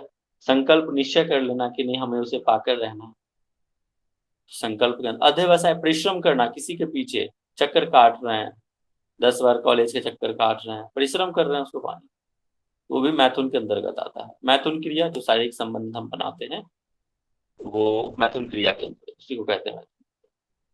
क्लियर है ये उपस्तंभ, आहार, निद्रा, ब्रह्मचर्य। आहार को समझ लिया, इसके बाद निद्रा, उसके प्रकार को अच्छे से समझ लिया। ब्रह्मचर्य में खासकर ये जो 8 प्रकार बताए गए हैं मैथुन के, उसको अच्छे से याद रखना। अब आता है धातु। अब धातु के बारे में जानते हो, 7 धातु बताए गए हैं। देखो सारे ही धातुओं का निर्माण जो है उसके आगे किस वजह से होता है, बताओ। धातु का निर्माण किस वजह से होता है? अगर रस है तो रक्त का निर्माण किस वजह से हुआ है? कारण धात्वाग्नि क्या? की प्रक्रिया होती है उसमें। बहुत बड़ी धात्वाग्नि की प्रक्रिया, इस पे अग्नि की प्रक्रिया होती है। हर एक धातुओं पे अग्नि की प्रक्रिया होने से उसके अगले वाले धातु का निर्माण होता है। जैसे रस पे रसाग्नि की प्रक्रिया होकर रक्त का निर्माण हुआ, रक्त पे रक्ताग्नि की प्रक्रिया होकर मांस का, मांस पे मांसाग्नि की विमेद, इस तरह से चलता रहता है। इसको हम टिश्यूज एलिमेंट भी कहते हैं, है ना। प्लाज्मा, रक्त, होमोग्लोबिन, मसल टिश्यूज, मांस, एडिपोज टिश्यूज, मेद, अस्थि, बोन, बोन मैरो, मज्जा, शुक्र। मेल में शुक्र क्या होता है? स्पर्म के रूप में जानते हैं। और रज या ओवम, अंडाणु फीमेल में, तो शुक्र।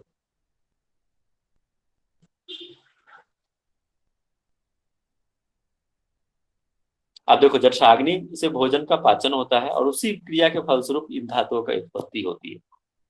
ठीक है, ऐसे नहीं आता। जैसे कि हमने कोई भोजन किया, अब उसका डाइजेशन होना शुरू हो गया। डाइजेशन होके 2 भाग में, कोई भी चीज का जब डाइजेशन होता है तो वो 2 भागों में बंटता है। एक तो सार भाग और दूसरा बताओ कीट भाग, वेस्ट मटेरियल जिसको कहते हैं, मल भाग। जो सार भाग है उससे फिर ये धातुओं का निर्माण होता है। और वेस्ट भाग बाहर चला जाएगा। ठीक है, और जहां जहां पे अग्नि की क्रिया होगी वहां पे सार और किट बनेगा। समझ रहे हैं? जहां जहां पे अग्नि की क्रिया होगी वहां पे क्या होगा, सार भाग किट भाग, दो भाग में बट जाएगा। किट भाग अलग, सार भाग अलग, फिर सार से आगे का प्रोसेस इस तरह से चलते रहता है। ठीक है, और सार भाग किसकी वजह से, तो व्यान वायु, ये इंपोर्टेंट है, इसको ध्यान में आपको रखना है। सार भाग व्यान वायु की सहायता से रक्त के माध्यम से पूरे शरीर में पहुंचता है। वेरी वेरी इंपोर्टेंट, इसको ध्यान। कौन सा वायु है, व्यान वायु, जिससे रक्त रस आदि सप्त धातुओं का निर्माण और पोषण होता है। किसके वजह से हो, बताइए किसके वजह से, बोलते रहिए। व्यान वायु की वजह से। ठीक है, त्रिदोष सप्त धातु पंच महाभूत शरीर इंद्रियां मन, इन संपूर्ण क्रियाकलाप इसी रस धातु से संपन्न होता है। सर सर स्क्रीन नहीं दिख स्क्रीन रही शो हो सर। रहा है क्या सर? हम समझ में नहीं आ रहा अच्छा, है। स्क्रीन शो नहीं हो रहा, सबको स्क्रीन नहीं शो रहा है क्या? नहीं हाँ सर। सर, ये सर नहीं हो रहा।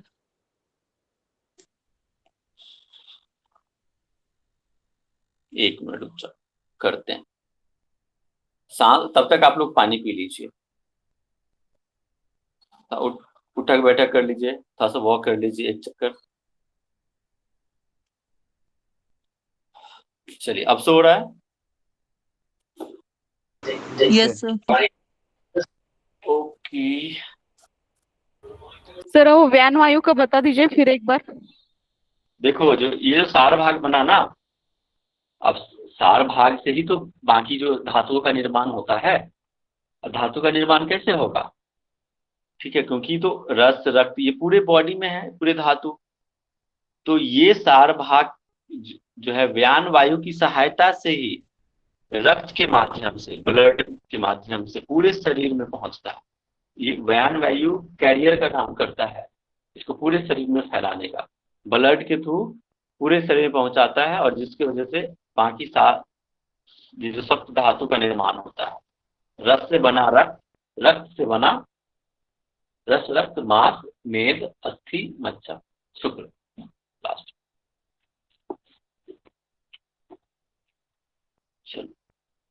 जो भी हमारे प्रोटीन, न्यूट्रिएंट्स, माइक्रो न्यूट्रिएंट्स, सब आंतों के द्वारा अवशोषित हो जाता है इसी रस धातु से ही रस धातु कहते हैं। रस क्या है, रस धातु जो भी है वो हमारे प्रोटीन, न्यूट्रिएंट्स, माइक्रो न्यूट्रिएंट्स, ये सारे ही जो भी चीजें हैं वो आंतों के द्वारा अवशोषित होता है, और इसे ही रस धातु कहलाता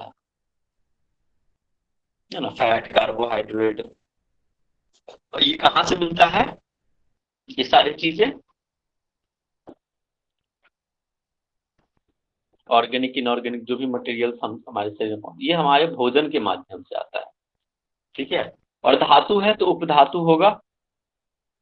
उपधातु 7 है, जैसे कि धातु था 7, तो वैसे ही उपधातु भी 7 है। ठीक है, अब 7 कौन कौन से उपधातु है तो वो हम जानते हैं पहले। स्तन्य, जिसको निपल कहते हैं, स्तन्य। कंडराएं, जिसको टेंडन्स कहते हैं, आर्तव, पीरियड। शिराएं, वेन्स, वसा, फैट, त्वचा, स्किन, स्नायु, नर्व्स। ये याद रखना है, वेरी वेरी इंपॉर्टेंट, ये उपधातु। अब देखो क्यों इसको उपधातु कहते हैं, तो ये देखो धातु जो होता है ना, धातु का धातु से निर्माण होता है, वो पूरे शरीर को पोषण करता है। लेकिन ये जो उपधातु है ये मात्रा में तो कम रहता ही है, ये अन्य किसी धातु का पोषण नहीं करता। समझ रहे हैं? जस्ट सेम कॉन्सेप्ट आप जो है ग्रह और उपग्रह का लगा सकते हैं, है ना। सेम कॉन्सेप्ट यहाँ पे भी लागू होता है। उपधातु के अपने लाइट, जैसे चंद्रमा है, क्या है, उपग्रह है, इसका अपना लाइट नहीं है, वो सूरज की रोशनी से ही चमकता है।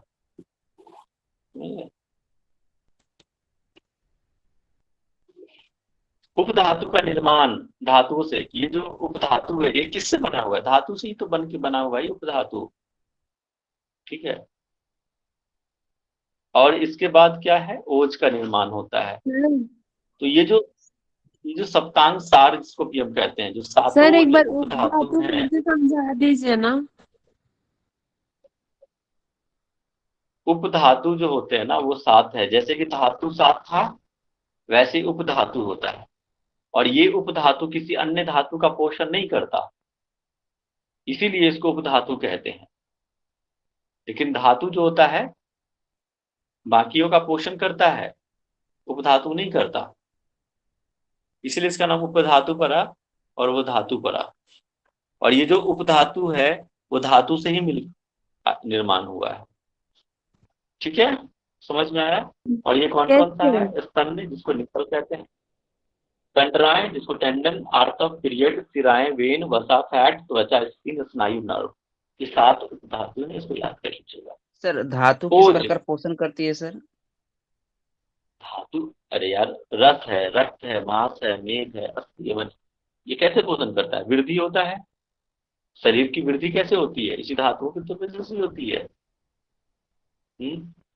रस है, आपने भोजन किया, जस्ट एक एग्जांपल से समझा रहा हूं आपको।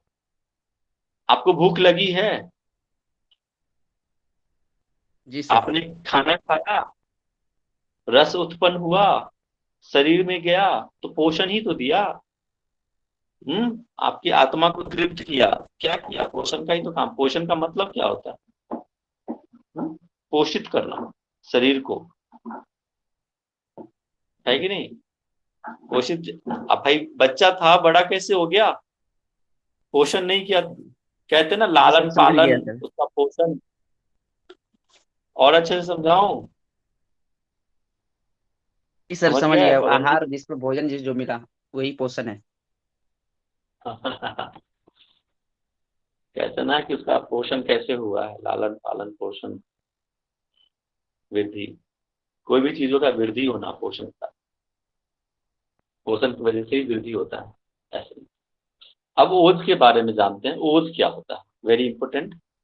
ओज का निर्माण देखो, इसको सप्तांग सार भी कहते हैं। ये जो 7 धातुओं हुए हैं।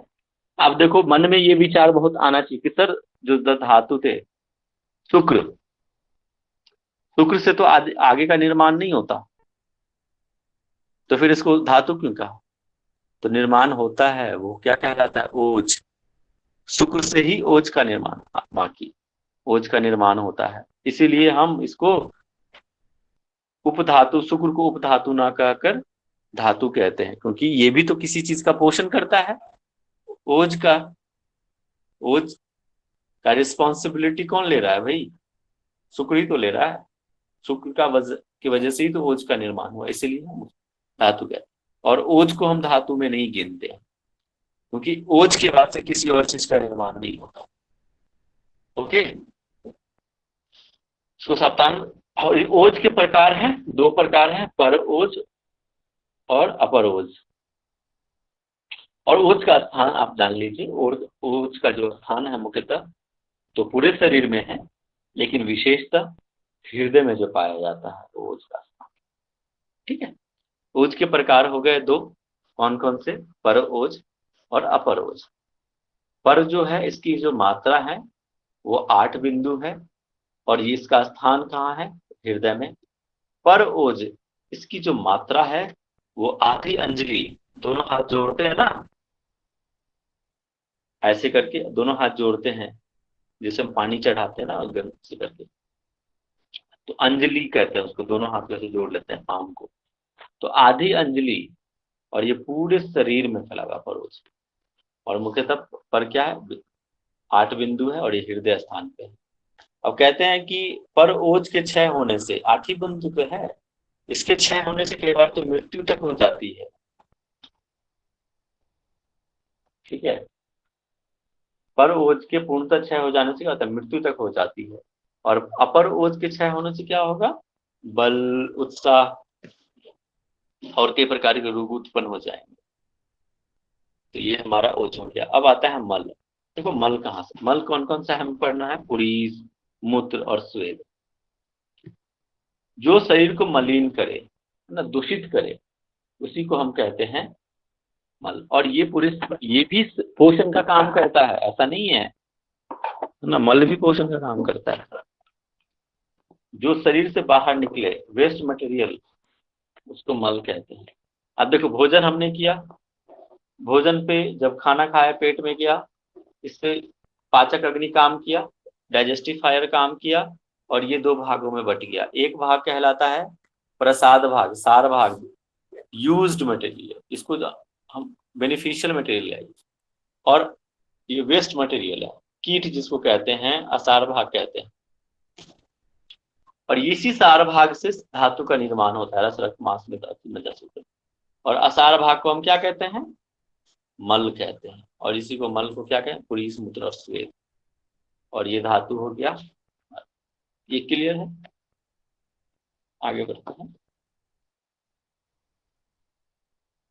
वात आदि दोषों को दूषित करने के कारण इन्हें दुष्य भी कहा जाता है ना।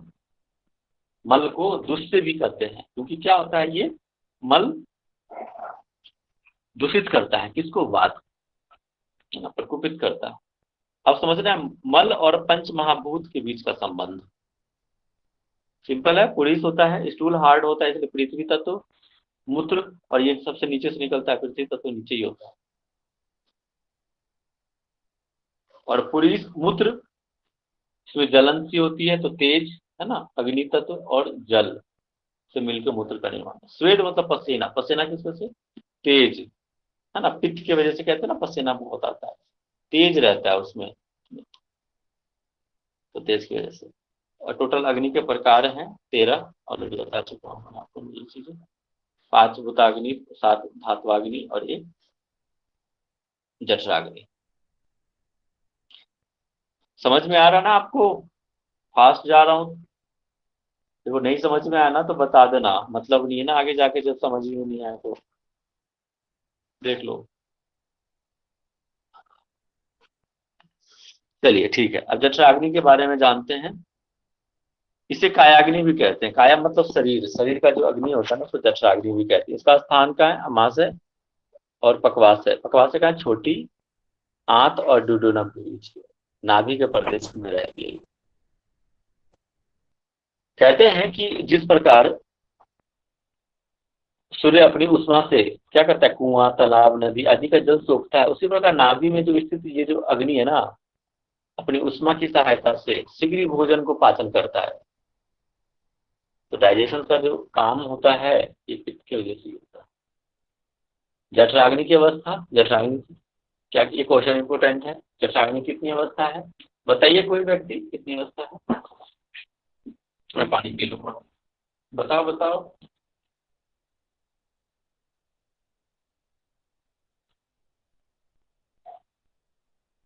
सर, विषमाग्नी, तीक्ष्णाग्नी, मंदाग्नी आणि समाग्नी, भूताग्नी।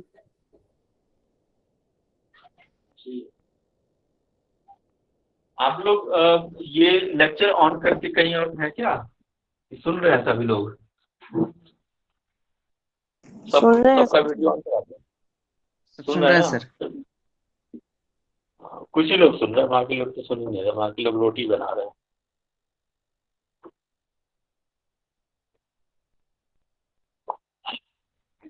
बता दिया करो यार, मनोबल मेरा बनता रहेगा। बहुत एनर्जी जाती है, इतना आसान नहीं होता पढ़ाना, बहुत एनर्जी जाता है। आप लोग चुपचाप बैठे रहोगे तो फिर कैसे काम करना? पूछता हूँ, बीच बीच में बोलते रहो। दो जठराग्नि की अवस्थाएं हैं 4। पहला विषमाग्नि। इसमें क्या होता है, अग्नि मन तेज ऊपर नीचे होते रहता है, कभी कभी सम रहेगा, कभी असम रहेगा, विषम स्थिति में रहता है। और ये किसकी वजह से होता है? याद क्या रखना है आपको? रीजन, वात की वजह से विषमाग्नि होता है। सेकंड, तीक्ष्णाग्नि, अग्नि का बहुत तेज हो जाना, किसके वजह से? पित्त की वजह से, पित्त की अधिकता की वजह से होता है। मंदाग्नि, कफ की अधिकता की वजह से। इसमें क्या होता है, जस्ट उल्टा हो जाता है, अग्नि क्या होता है, कम पड़ जाता है। समाग्नि, इसमें क्या होता है, सम अवस्था में रहता है अग्नि। ये हो गया टोटल हमारे 4 अवस्थाएं, भूताग्नि, ये कहाँ है? अग्नियों का यह समूह या कृत लीवर में रहता है भूताग्नि, इसकी संख्या 5 है। ये पंच महाभूत से रिलेटेड है ना, भवाग्नि, अप्याग्नि, आग्नाग्नि, वाव्याग्नि, आकाशाग्नि, आकाश, ये सारे ही आप पंच महाभूत याद रखोगे, समझ में आ जाएगा। सेम चीज वही चीज यहाँ बता रहा है कि भोजन जठराग्नि है, उसमें जठराग्नि की होती है। इसके बाद सार बना, फिर किट बना, सार से भूताग्नि क्रिया हो गई, फिर क्या होता है? धात्वाग्नि, फिर उससे भी फिर मल और बनता है मल भाग, सार भाग, सार से फिर बनता है ओज, ओज के 2 प्रकार, पर और अपर। पर में की मात्रा जो है 8 बिंदु है और स्थान हृदय है, और इसकी कमी से मृत्यु तक हो सकती है। अपर में आधा इंच के पूरे शरीर, इसकी कमी से मानसिक रोग होता है।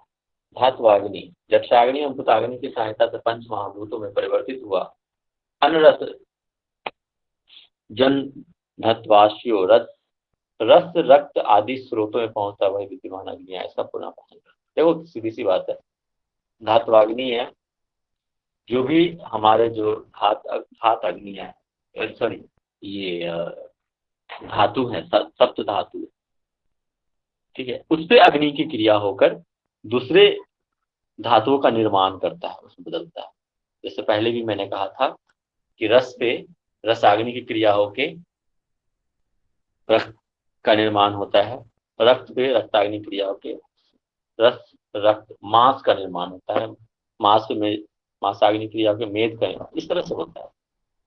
देखो यहाँ पे लिखा है ना, रसाग्नि टोटल 7 दिए गए हैं, है ना। रसाग्नि, रक्ताग्नि, मांसाग्नि, मेदाग्नि, अस्थाग्नि, मज्जाग्नि, शुक्राग्नि और रजाग्नि। रज महिलाओं में क्या होता है? रज का निर्माण होता है, और पुरुष में क्या होता है? शुक्र का निर्माण, वीर्य का निर्माण।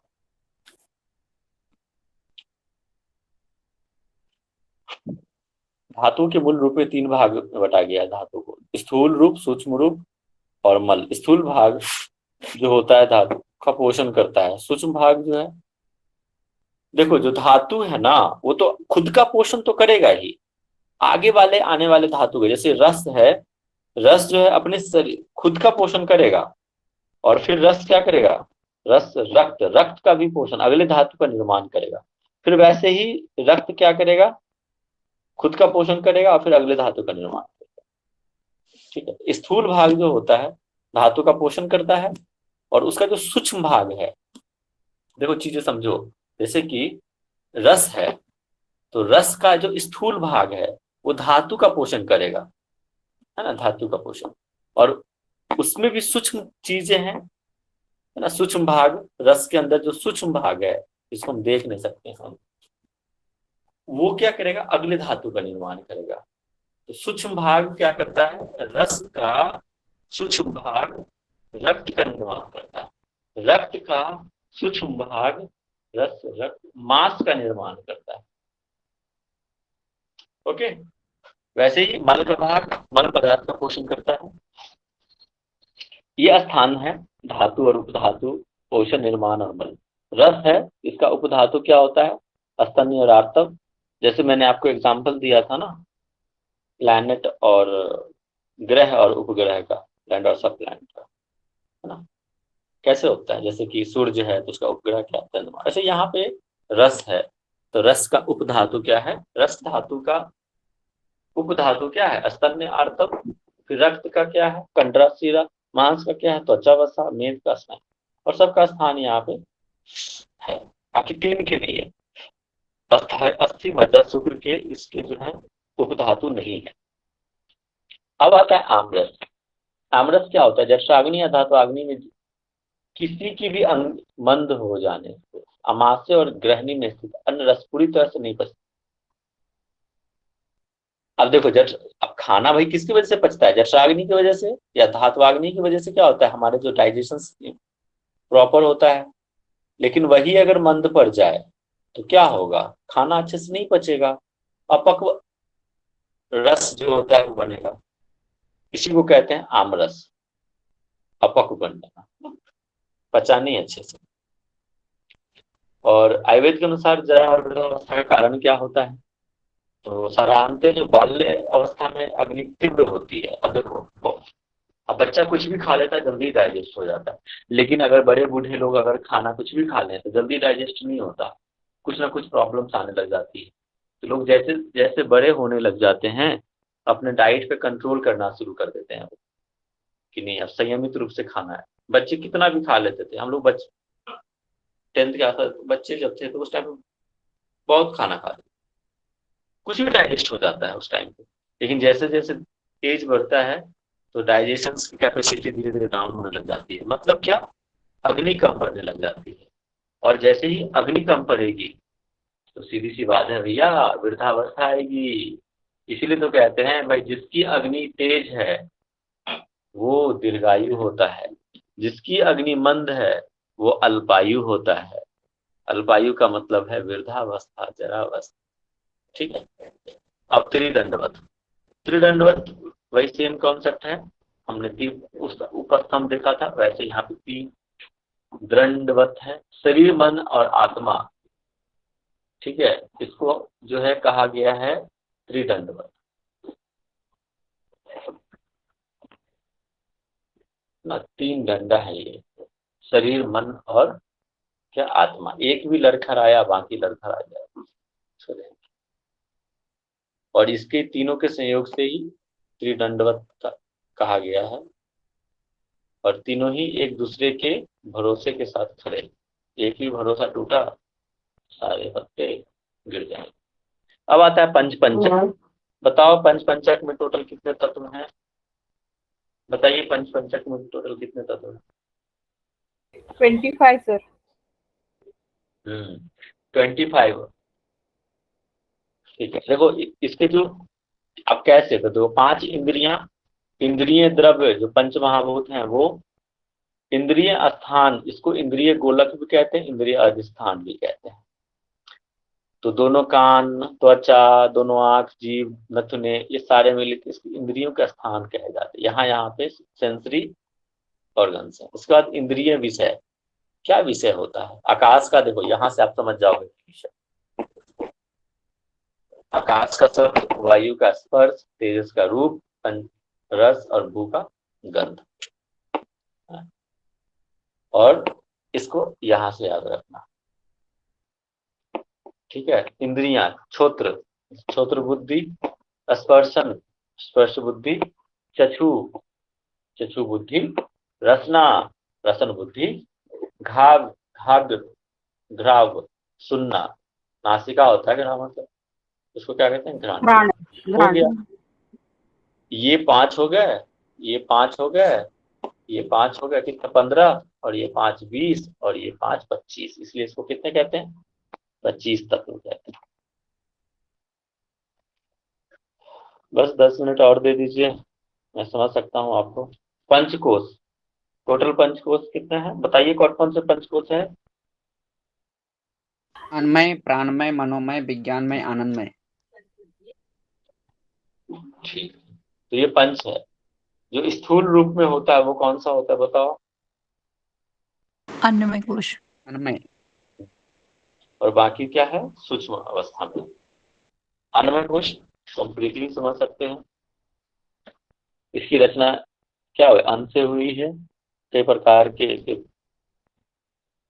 ये कोश अगर वो है, प्रकुपित है ना, अच्छे से नहीं है, बैलेंस नहीं है, तो और ये किसकी वजह से होता है? अच्छे से आहार विहार, खाना और योगा अभ्यास, ये सारी चीज नहीं करने की वजह से ये होता है। बेडौल शरीर हो जाता है ना। प्राण में कुछ, प्राण के प्रभाव अदृश्य है, परंतु स्थूल देह का जीवन प्राण पर ही आधारित। प्राण को देख नहीं सकते हैं आप। कोई देखा है ऐसा कि प्राण को हमने देख लिया? सर,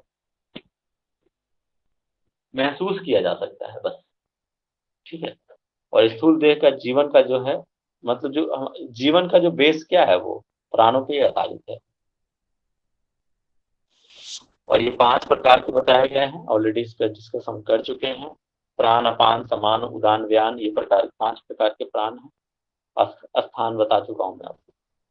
पंच महाभूत आप ध्यान में रखना है कि अपान मतलब नीचे, पृथ्वी तक नीचे होता है। समान, अग्नि, पेट का स्थान। उदान आकाश, ऊपर ऊपर क्या आकाश है, व्यान पूरे शरीर में जल, और प्राण क्या होता है, वायु से समझना है, इसका स्थान आपको पता है। इसके बाद अन्य जो बताए गए हैं ये कहलाते हैं उपप्राण। ये तो मुख्यतः प्राण है, ये क्या है, मुख्य प्राण है, और ये क्या है, उपप्राण। जो भी हम पलके झपकाते हैं, जम्हाई लेते हैं, छींकते हैं, ये सारे चीज जो है इसी उपप्राण की वजह से ही होता है। भूख प्यास लगना, अंगड़ाई लेना, ये सारे ही उपप्राण के। कौन कौन सा है, नाग, कुर्म, क्रिकल, देवदत्त और धनंजय। ठीक है, सब देख लेना। मनोमय कोश, जो भी इंद्रियां हैं, 5 कर्म इंद्रियां, है ना, ये और अहंकार भी मनोमय कोश के अंतर्गत आता है। प्राण व मन एक दूसरे के पूरक हैं। जैसे है ना, चले वातम चले चितम, निश्चले निश्चलम भवेत, है ना, प्राण के चलने से मन चले, तो वैसे ही है, चले वातम, वात के चलने से, वात यहाँ क्या है, प्राण। तो ये एक दूसरे के पूरक है। अगर प्राण कंट्रोल में है तो मन कंट्रोल में है, अगर मन कंट्रोल में है तो प्राण कंट्रोल में है, दोनों ही। एक भी अगर चंचल हो जाए दोनों में से, अगर प्राण चंचल हो जाए तो आपका मन भी चंचल हो जाएगा, मन चंचल हो जाए तो प्राण भी। और इस प्रकार से चंचल होने की वजह से क्या होता है, कई प्रकार के मानसिक रोग उत्पन्न होते हैं, ना, मनोमय विकार उत्पन्न होते हैं। इसको वशिष्ठ जी ने क्या कहा है, आदि कहा है। आपने योग वशिष्ठ पढ़ा होगा, उसमें आदि और व्याधि चर्चा है। मनोमय कोश को अगर आपको अच्छा बनाना है तो क्या कर सकते हैं आप, मौन धारण सबसे अच्छा होता है ना, ध्यान अभ्यास, ये सब सारी चीज, योग का अभ्यास, ये सारी चीज कर सकते हैं। खासकर मौन की वजह से ही आप अपने मनोमय कोश को ठीक बना। अब आता है विज्ञान, विज्ञान में कोश। विज्ञान में कोश को कहता है पंच कर्म ज्ञानेन्द्रियां, बुद्धि व चित्त आता है विज्ञान में कोश। पंच, और उसमें क्या था, मनोमय, बताओ, कर्मेंद्रियां था। ठीक है, याद है ना, याद नहीं है अभी। और उसमें ना 5 कर्मेंद्रिय, हाथ पैर मुख और एक मन भी था सर। और अहंकार। देखो ये मनोमय कोश में बताया था ना, 5 कर्मेंद्रियां और अहंकार। और विज्ञान, यहाँ पे क्या था, विज्ञान में कोश में 5 ज्ञानेन्द्रियां है ना, ये सब चीजें ध्यान में रखना आप लोगों को। बुद्धि और चित्त आता है। और विज्ञान में कोश के संयम के द्वारा ही व्यक्ति आस्वाद व इंद्रियों की आसक्ति आदि से बच सकता है। फिर वैसे आता है आनंदमय कोश। आनंदमय कोश में बहुत आनंद की अनुभूति, प्रसन्नता, आनंद, जीवात्मा का वास, ये सारी चीज आनंद की वजह से ही होता है। जब आप संयम पूर्ण जीवन जीते हैं तो तब जाके आनंद की प्राप्ति होती है। आप अष्टचक्र कितना है, थके तो नहीं आप लोग, सर थक तो गए। थक गए, कैसे काम चलेगा। देखो बोल तो मैं रहा हूँ, थकना तो मुझे चाहिए था, और आप थक तो आप गए। थकना किसको चाहिए था, बताओ, मुझे ना, आप थक रहे हो, क्या करना है बताओ। सर कंटिन्यू करो। Continue sir. कंटिन्यू, सब लोग कंटिन्यू, 2 ही लोग बोले हैं, सब लोग जी बोले हैं, सर। सब। चलिए मैं थोड़ा पानी पी लेता हूँ, आप लोग भी पानी पी लीजिए।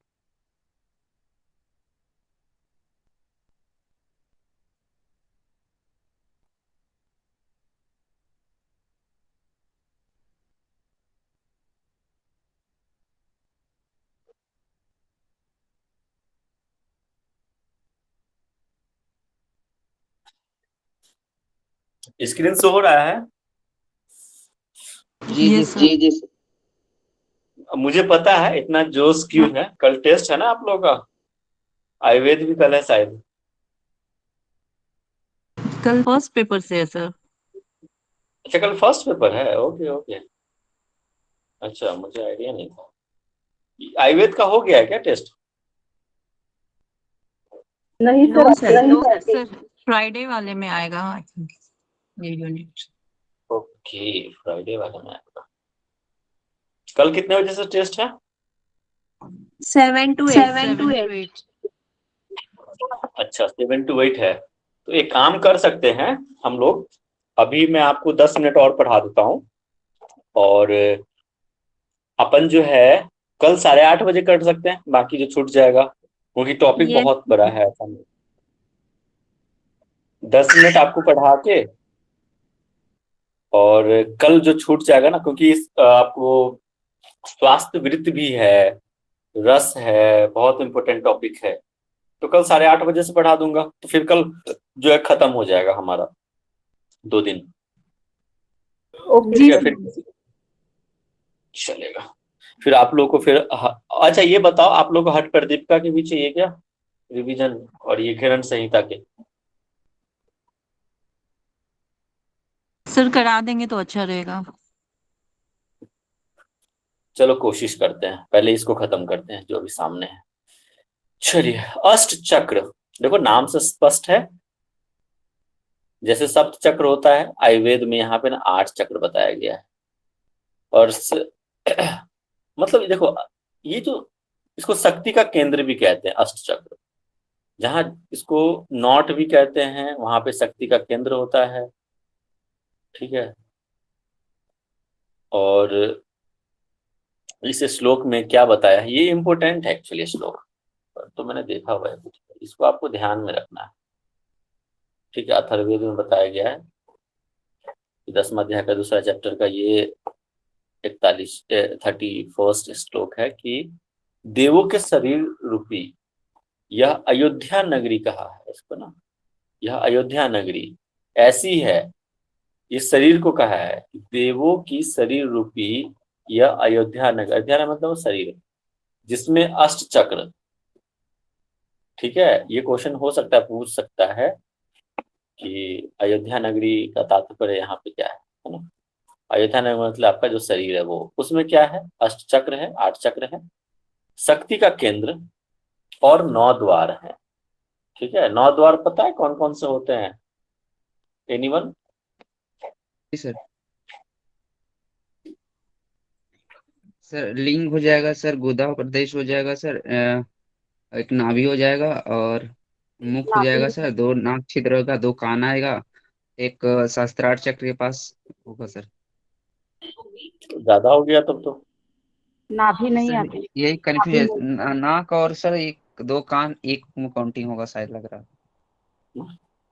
अरे देखो, सीधी सी बड़ा अच्छा सिंपल सा कॉन्सेप्ट है, 2 आंख, 2 नाक, 2 कान, कितने हो गए, 6, और मूत्र मार्ग और गुदा मार्ग कितने हो गए,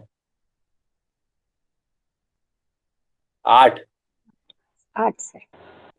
हाँ, और नाभि का भी स्थान होता है, और कहीं कहीं पे 11 द्वार भी बताया गया है, जो हमारा सहस्त्रार। ठीक है वो, और ना हाँ एक और बात, ये तो पुरुष में 9 द्वार होते हैं, अगर आप वहीं आप जो है महिलाओं में देखोगे ना, तो 2 द्वार अलग हो जाता है, बढ़ जाते हैं। ठीक है, तो ये क्लियर, 9 द्वार। इसी नगरी में एक देदीप्यमान हिरणमय स्वर्णमय कोश सहस्त्रात्र चक्र है, जो अनंत अपरिमित असीम सुख शांति आनंद एवं दिव्य ज्योति से परिपूर्ण है। इसमें बस एक चीज बड़ा अच्छा पॉइंट है कि अयोध्या नगरी का वर्ण, अयोध्या नगरी मतलब क्या है उसको ध्यान रखना। 9 द्वार, अष्ट चक्र, शक्ति का केंद्र, ये सब। ओके, चक्रों पे हम जाते हैं सीधा। 9 देखो, 9वां चक्र कौन सा है बताओ, जो 7 चक्र तो आपको पता है, एक एक्स्ट्रा है उसका नाम, अष्ट चक्र कौन सा, 8वां वाला कौन सा है बताओ? सहस्त्रार सर। अरे यार, मनस चक्र सर, बिंदु चक्र भी मानस कहते हैं। चक्र है क्या पवन जी? मनस ओके चक्र, सर, देखो गलती हो यहाँ गई। गलती, ऑलरेडी पढ़ चुके हैं यार आप तो। देखो यहाँ पे मनस चक्र याद रखना है आपको। लवर लवर यहम से याद करवाया था आपकी, इसको बीज मंत्र, इसको दल याद रखना है और अष्टांग योग का नाम, बस। इसमें और कुछ ज्यादा याद करने की जरूरत है नहीं। मूलाधार, स्वादिष्ठान, मणिपुर, इसके जो बीज मंत्र है लम वम रम, लवर से याद रखना। और इसके दल 4 6 10 है ना, ये 2 से बढ़ गया, 2 से 4 से बढ़ गया, कितना हो गया 4 6 10। और अष्टांग योग याद रखना, यम नियम आसन, और आगे प्राणायाम भी आएगा। अनाहत का होता है यम विशुद्धि हम, आज्ञा हम, ओ हम ओम। और मनस चक्र का कुछ नहीं होता, ब्लैंक। सहस्रात्र का भी कुछ नहीं होता। लेकिन दल आपको याद रखना है, कितने 12 दल होते हैं इसमें। अनाहत में 16 होता है विशुद्धि, और आज्ञा में 2, सहस्रात्र में 1000 दल होते हैं, पैटल्स जिसको हम कहते हैं ना, पंखुड़ियां, वो। और प्राणायाम, प्रत्याहार, धारणा, ध्यान, समाधि, अष्टांग योग, ये आपको ध्यान रखना है, मेन इंपोर्टेंट है। इसको आप इंडोक्राइन से भी आप याद रख सकते हो चक्रों को थोड़ा सा, ठीक है। मूलाधार है स्थान, रूट चक्र मेरुदंड के पास, जो मूल स्थान किससे, कौन से ग्रंथि से, एड्रिनल ग्लैंड से है। आपको बताया था ना, इंडोक्राइन सिस्टम आपको याद रहेगा तो ये इजिली याद हो जाएगा। इसके रोग, मूत्र विकार रोग कौन सा सिस्टम में आता है, एक्सक्रीटरी और रिप्रोडक्टिव सिस्टम। स्वादिष्ठान सेक्सुअल कंट्रोल, नाभि के पास नीचे का स्थान होता है ये, जेनाइटल के जस्ट थोड़ा सा ऊपर का स्थान स्वादिष्ठान का होता है। जब आप कॉकिक्स के रीजन के जस्ट ऊपर वाला स्थान, एड्रिनल ग्लैंड, जननांग के रोग, उत्तक विकार, बंधन, रिप्रोडक्टिव सिस्टम से रिलेटेड, मणिपुर, पैनक्रियाज, ये सारी चीज आप देख लो, ये तो ऑलरेडी आपको पता है सब चीजें, है ना। इसके बाद हम देखते हैं ये मूलाधार चक्र वृत्तियों से संबंधित है। पार्श्विक वृत्ति से हटकर दैवीय चेतना का प्रारंभ यहीं से होता है, मूलाधार से, यही तो स्टार्टिंग है एक्चुअली। और मूलाधार से जागृत होते होते बाकी चक्र जागृत। यह अचेतन मन, अनकॉन्शियस से संबंधित है। मणिपुर चक्र ये जठराग्नि पाचन क्रिया से संबंधित है। ये जो सारे चक्र है ना, हर एक चीज हमारे जो सिस्टम है हमारे बॉडी के, वो उसी से सारे चीज कनेक्टेड है। ये चीजें सर्कुलेटरी सिस्टम है ना, respiratory system, lymphoid system, nervous system, सारे इस तरह के सिस्टम्स को कंट्रोल करने का काम कौन करता है, अनाहत चक्र करता है। विशुद्धि चक्र है ना, स्वर यंत्र, भाई अब कहते हैं लता मंगेशकर का विशुद्धि चक्र जागृत था, इसलिए इतनी अच्छी तो गाना गा लेती थी वो। शरीर की वृद्धि, भूख प्यास ताप आदि का नियंत्रण करता है ये कौन सा, विशुद्धि चक्र। देखो मुझे पता नहीं कि लता मंगेशकर का विशुद्धि चक्र जागृत है या नहीं है, मैं तो ऐसे ही कह दिया कि हो सकता हो, तभी तो इतनी अच्छी गाना गाती है। आज्ञा चक्र ये इच्छा शक्ति और प्रवृत्ति से संबंधित है। यह भौतिक ज्ञान व अष्ट विद्या का भी केंद्र कहा जाता है, आज्ञा चक्र। मनस चक्र, इसको बिंदु चक्र भी कहते हैं, मनस चक्र को, ठीक है। ये कहाँ पे होता है, जस्ट आज्ञा चक्र के जस्ट थोड़ा सा ऊपर, इसको हम ललना चक्र भी कहते हैं। इसमें क्या करता है, विचार संस्कार है ना, मस्तिष्कीय जो भी शराब लवण आदि को नियंत्रित करने का काम करता है।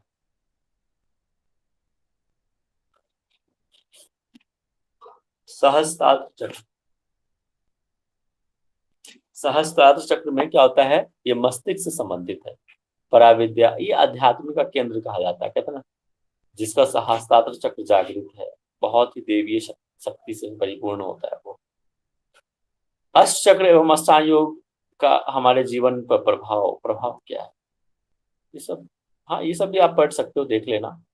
यम नियम, ये जो टोटल अष्टांग जो है योग, उससे कोरिलेट करके बताया गया। मूलाधार यम अपने साथ सामाजिक, देखो यम ये क्या है, ये यम सोशल डिसिप्लिन, इसलिए यहाँ पे सामाजिक उत्थान श्रेष्ठ आचरण से है।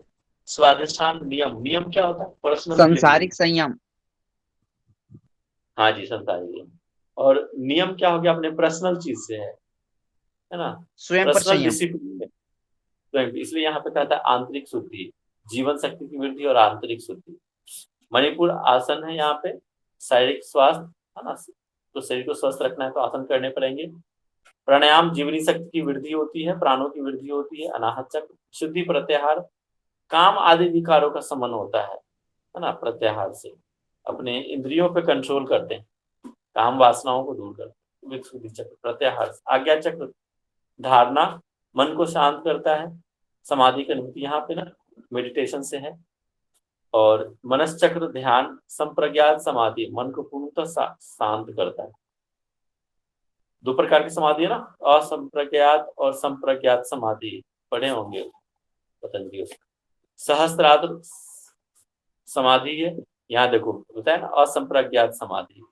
असंप्रज्ञात समाधि में क्या होता है, परमानंद की प्राप्ति। इसमें तो मन की शांति मिल गई। इससे ज्यादा उच्च अवस्था होता है असंप्रज्ञात समाधि, किसी भी विषय में नहीं लीन होना, किसी भी। लेकिन संप्रज्ञात समाधि में क्या होता है कि आप थोड़े बहुत तो विषयों के साथ लीन रहते ही है, विषय से आसक्त तो रहते ही है। लेकिन असंप्रज्ञात में क्या होता है, आप विषय से परे चले जाते हैं। सर और कितना बचे हैं? और 2 मिनट बस दे दो, द्रव्य पढ़ा देता हूँ, बस ओके हो सर। गया। ये तो बस खत्म ही है, सिर्फ द्रव्य। इसके बाद ये षड्रस कल बता देंगे। देखो 3 प्रकार यहाँ पे ना द्रव्य होते हैं। जो भी चीज हम ग्रहण करते हैं ना वो द्रव्य कहलाता है। औषधि के अंदर द्रव्य पाया जाता है। 3 प्रकार के द्रव्य होते हैं, पार्थिव द्रव्य, जांघव द्रव्य और औद्वित द्रव्य। पार्थिव द्रव्य होता है जो पृथ्वी के नीचे भीतर पाया जाता है, जैसे मिट्टी, चूना, रेत, पत्थर, ये क्या होता है, पार्थिव द्रव्य होते हैं। लोहा, तांबा, सोना, ये सारे चीज है ना, आप वो पार्थिव द्रव्य के अंतर्गत आता है। सोना, चांदी, च्यवनप्राश खाते हैं ना, कितना फायदा। पहले के जमाने में लोग प्लेट में, सोने के चांदी की प्लेट में खाना खाते थे। खनिज आजकल बोल बच्चों को सकते, खनिज। हाँ जी, हाँ खनिज है, खनिज। और आप चूना भी लोग खाते हैं, देखो ना पान के साथ चूना लगा के खाते हैं ना। तो कई सारी चीज, नमक है, ये सारे चीज जो है पार्थिव द्रव्य के अंतर्गत आता है। जांगव द्रव्य, जांगव मतलब जो पशु जगत से लिया जाता है कोई भी और। आप जैसे कि उसका नाखून, कई सारे औषधियों में जानवरों के सींग, नाखून, दांत, उसके स्किन, पंख, खर, ये सारे चीज यूज होते हैं औषधियों द्रव्य, औषधि के रूप में। और औद्भिद द्रव्य होता है जो पेड़ पौधों से लिया जाता है, वनस्पति, जड़ी बूटी, फल फूल, पत्ते, बीज, कंद, शाखाएं, पेड़, ये सारे चीज, छाल, है ना, अर्जुन का छाल कहते हैं ना, ये सारे चीज क्या है, औद्भिद द्रव्य में आता है, जो औषधियों से लिए जाते हैं। ये तीनों तरह के द्रव्य जो हैं, इसमें 5 होते हैं, मतलब पंच महाभूत पाए जाते हैं। जैसे कि पार्थिव द्रव्य है, पृथ्वी से लिए, उसमें क्या है, पृथ्वी तत्व की प्रधानता है। आपके या जलीय द्रव्य में क्या है, जल तत्व की प्रधानता। वायवीय द्रव्य में क्या है, वायु तत्व की प्रधानता है। तेजस में अग्नि की तत्व, आकाश में आकाश तत्व की। बस सिंपल।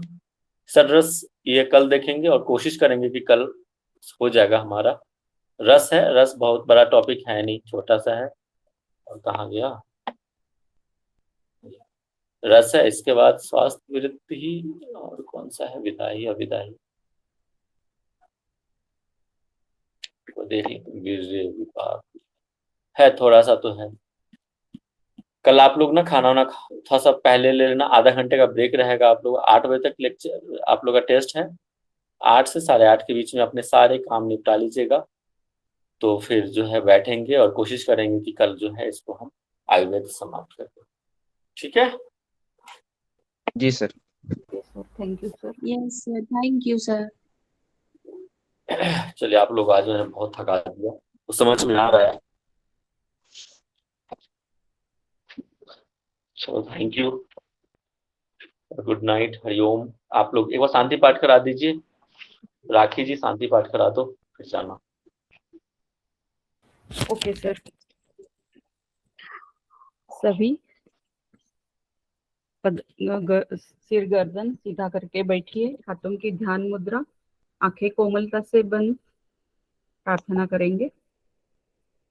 ओम असतो मा सद्गमया, तमसो मा ज्योतिर्गमया, मृत्योर्मा अमृतं गमया। ओम शांति शांति शांति। दोनों हाथों की ध्यान मुद्रा छोड़नी है, हाथों को रब करने हैं और चेहरे पे लगाने हैं, आंखें खोलनी है अंदर से। Thank you. ओके, प्रणाम। समझ में तो आ गया ना आप लोग को? ऐसा तो नहीं है कि भाई कुछ समझ ही में नहीं आया, टाइम वेस्ट तो नहीं? आगे सर सर समझ में अच्छा समझ में आया।